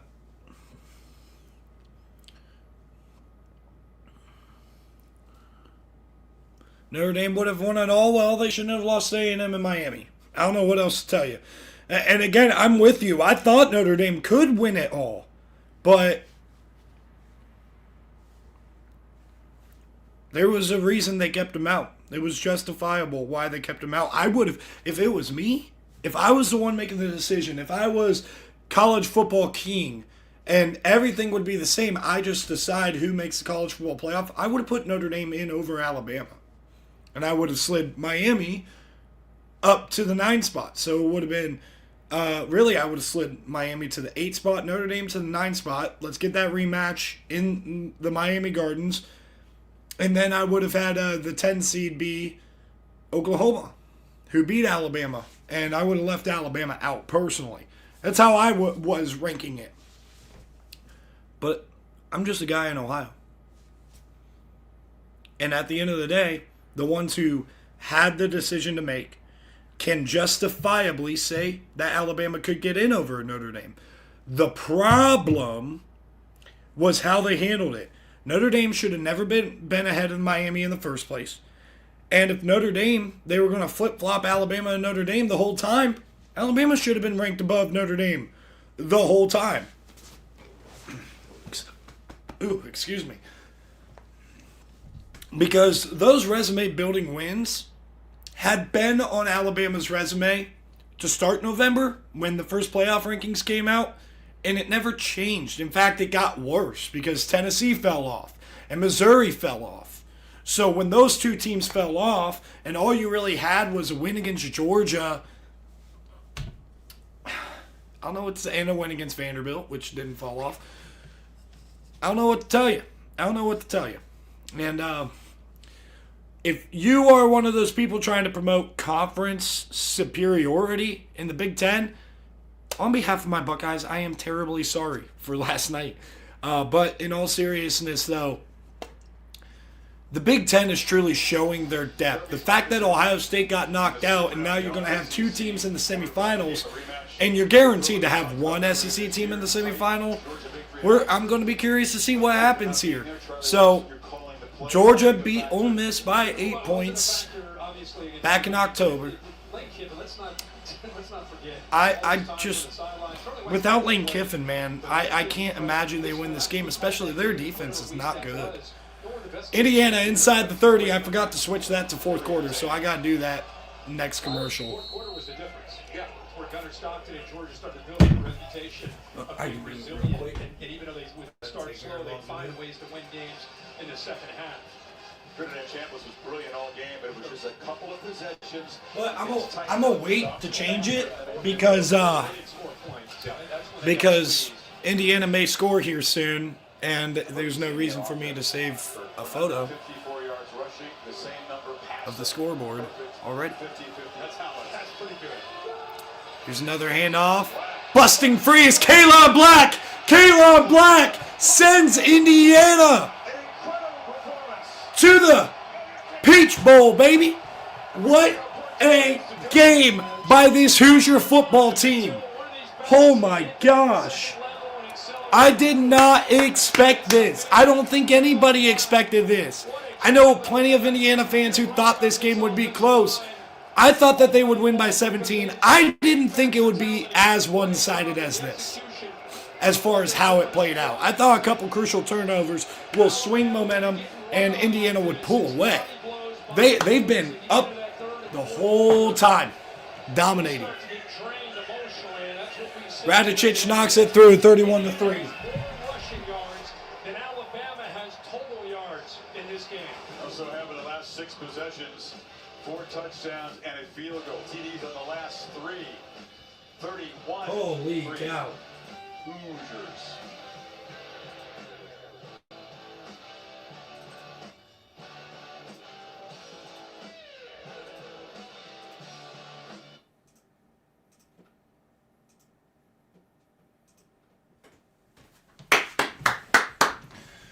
Hats off to the IU football team, man. This is the best turnaround in the history of the sport. It already was, no matter what, but this is unreal. People been underestimating. Look, I'm not. I picked Oregon to beat Indiana when the bracket started. That was my bracket prediction. My national championship team is also already out, so that sucks. But I was picking Oregon. This game is making me, I don't know, both these games are making me feel like this is about to be an incredible game. I'm excited. I'm excited for it. We got one more quarterfinal game tonight, the Sugar Bowl.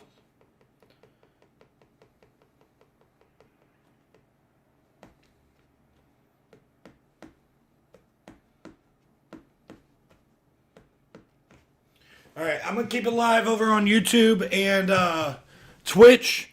I'm going to go see if I can jump in another live. I'll see you guys on TikTok. We're logging off.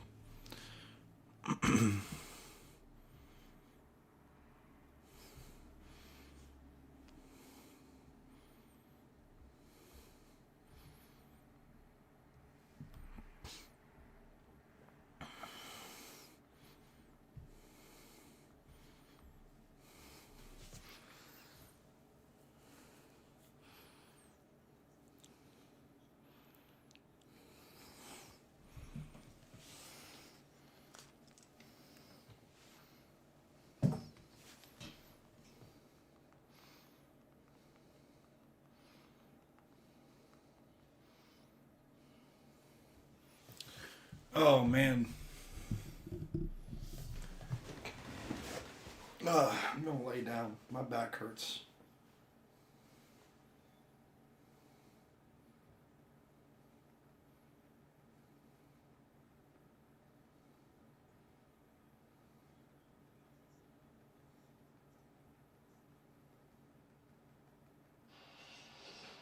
You realize this is the last Indiana Bowl victory.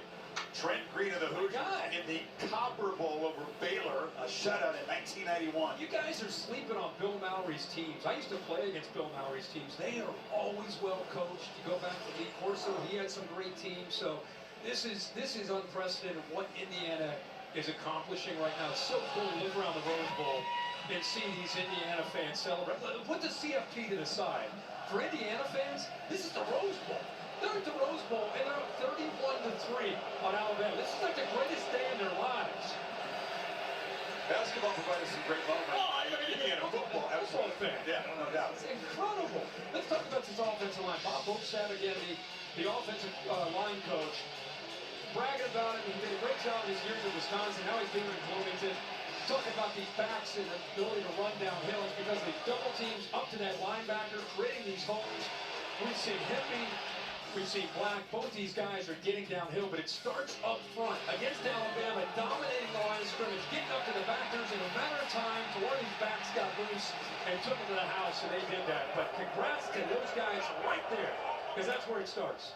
130 rushing yards. All right. 31-3. Mack back to throw. Mack in the pocket, moving out, throwing on the run, and throws it away. This Indiana team will not let up. It's not, we were showing the Brave talking about, man, they're up 31-3. Look at this. There's no like early celebration. They've got the tablets out. They're making their adjustments. It's all because of this guy and the culture and what he demands from them, the type of players that he brings in. He talked about this yesterday, bring in good players, but I'm going to bring in good people that love football one-on-one. If you don't want to do that, don't come here. So this is 2nd and 10. Mack motions out Jeremy Bernard. Mack standing in the pocket. He's sacked by Mikhail Kamara.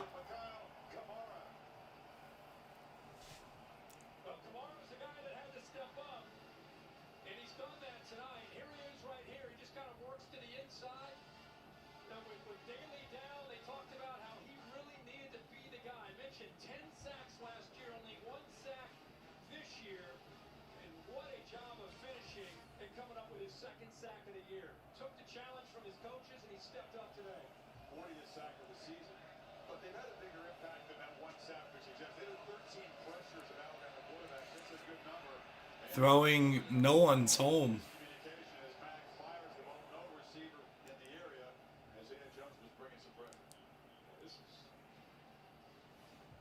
This is getting tough for Bama. It's tough.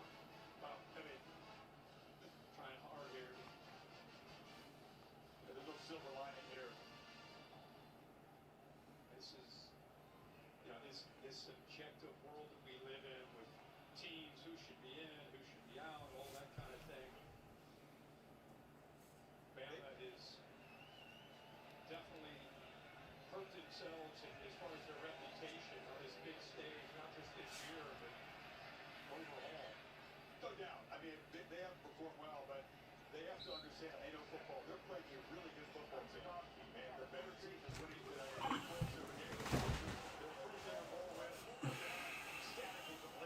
This is magical.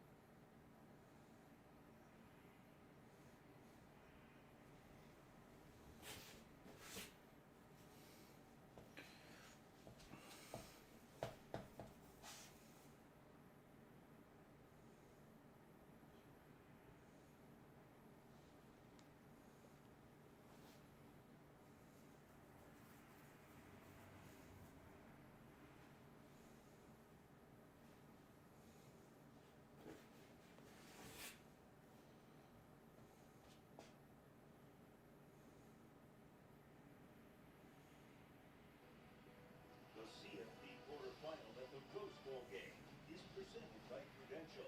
Everyone has something to protect. Protect your life source with Prudential. And in part by Taco Bell. And AT&T. Connecting changes everything. Peter, that's not Prudential. There's a lot of Lake going area wants. Yeah. Well, he's got C, D, E, I F. think you call plays, I think, for that Prudential. He might be right now looking to push with IU. Call him. Go back there looking. I don't know if they need help in that department, frankly.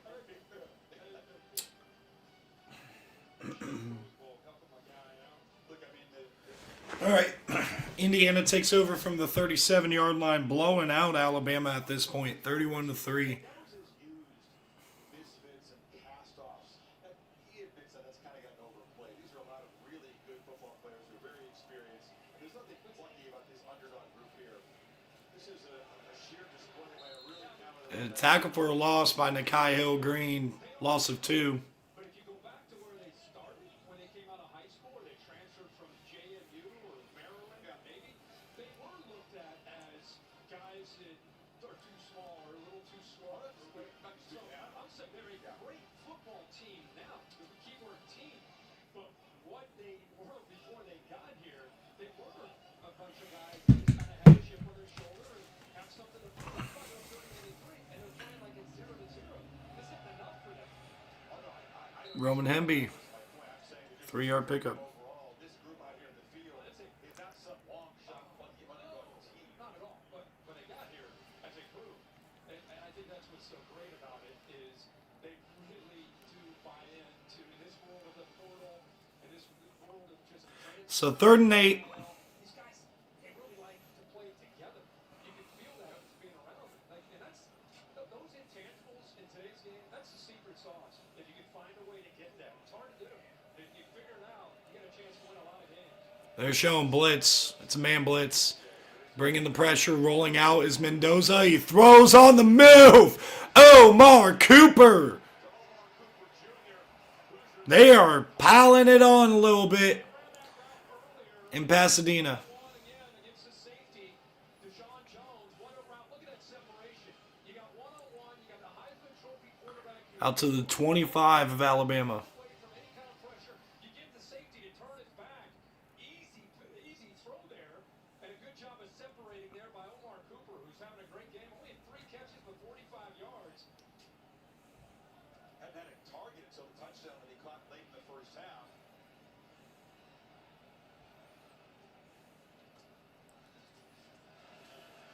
Back to the ground game. And inside the 20 goes Roman Hemby. About 6. Holly? We talk about the guys that came from a lot of different places to be on this team. And they said really the turning point of their season, Pat Coopin, their center who came from Notre Dame, told us was after the Michigan State game. He said Fernando Mendoza's uncles all came up from Cuba. He has a huge extended family, and they roasted a pig for many days, I am told. They had to actually hire someone to babysit the pig while they... All right, YouTube. I'm going to call it quits here.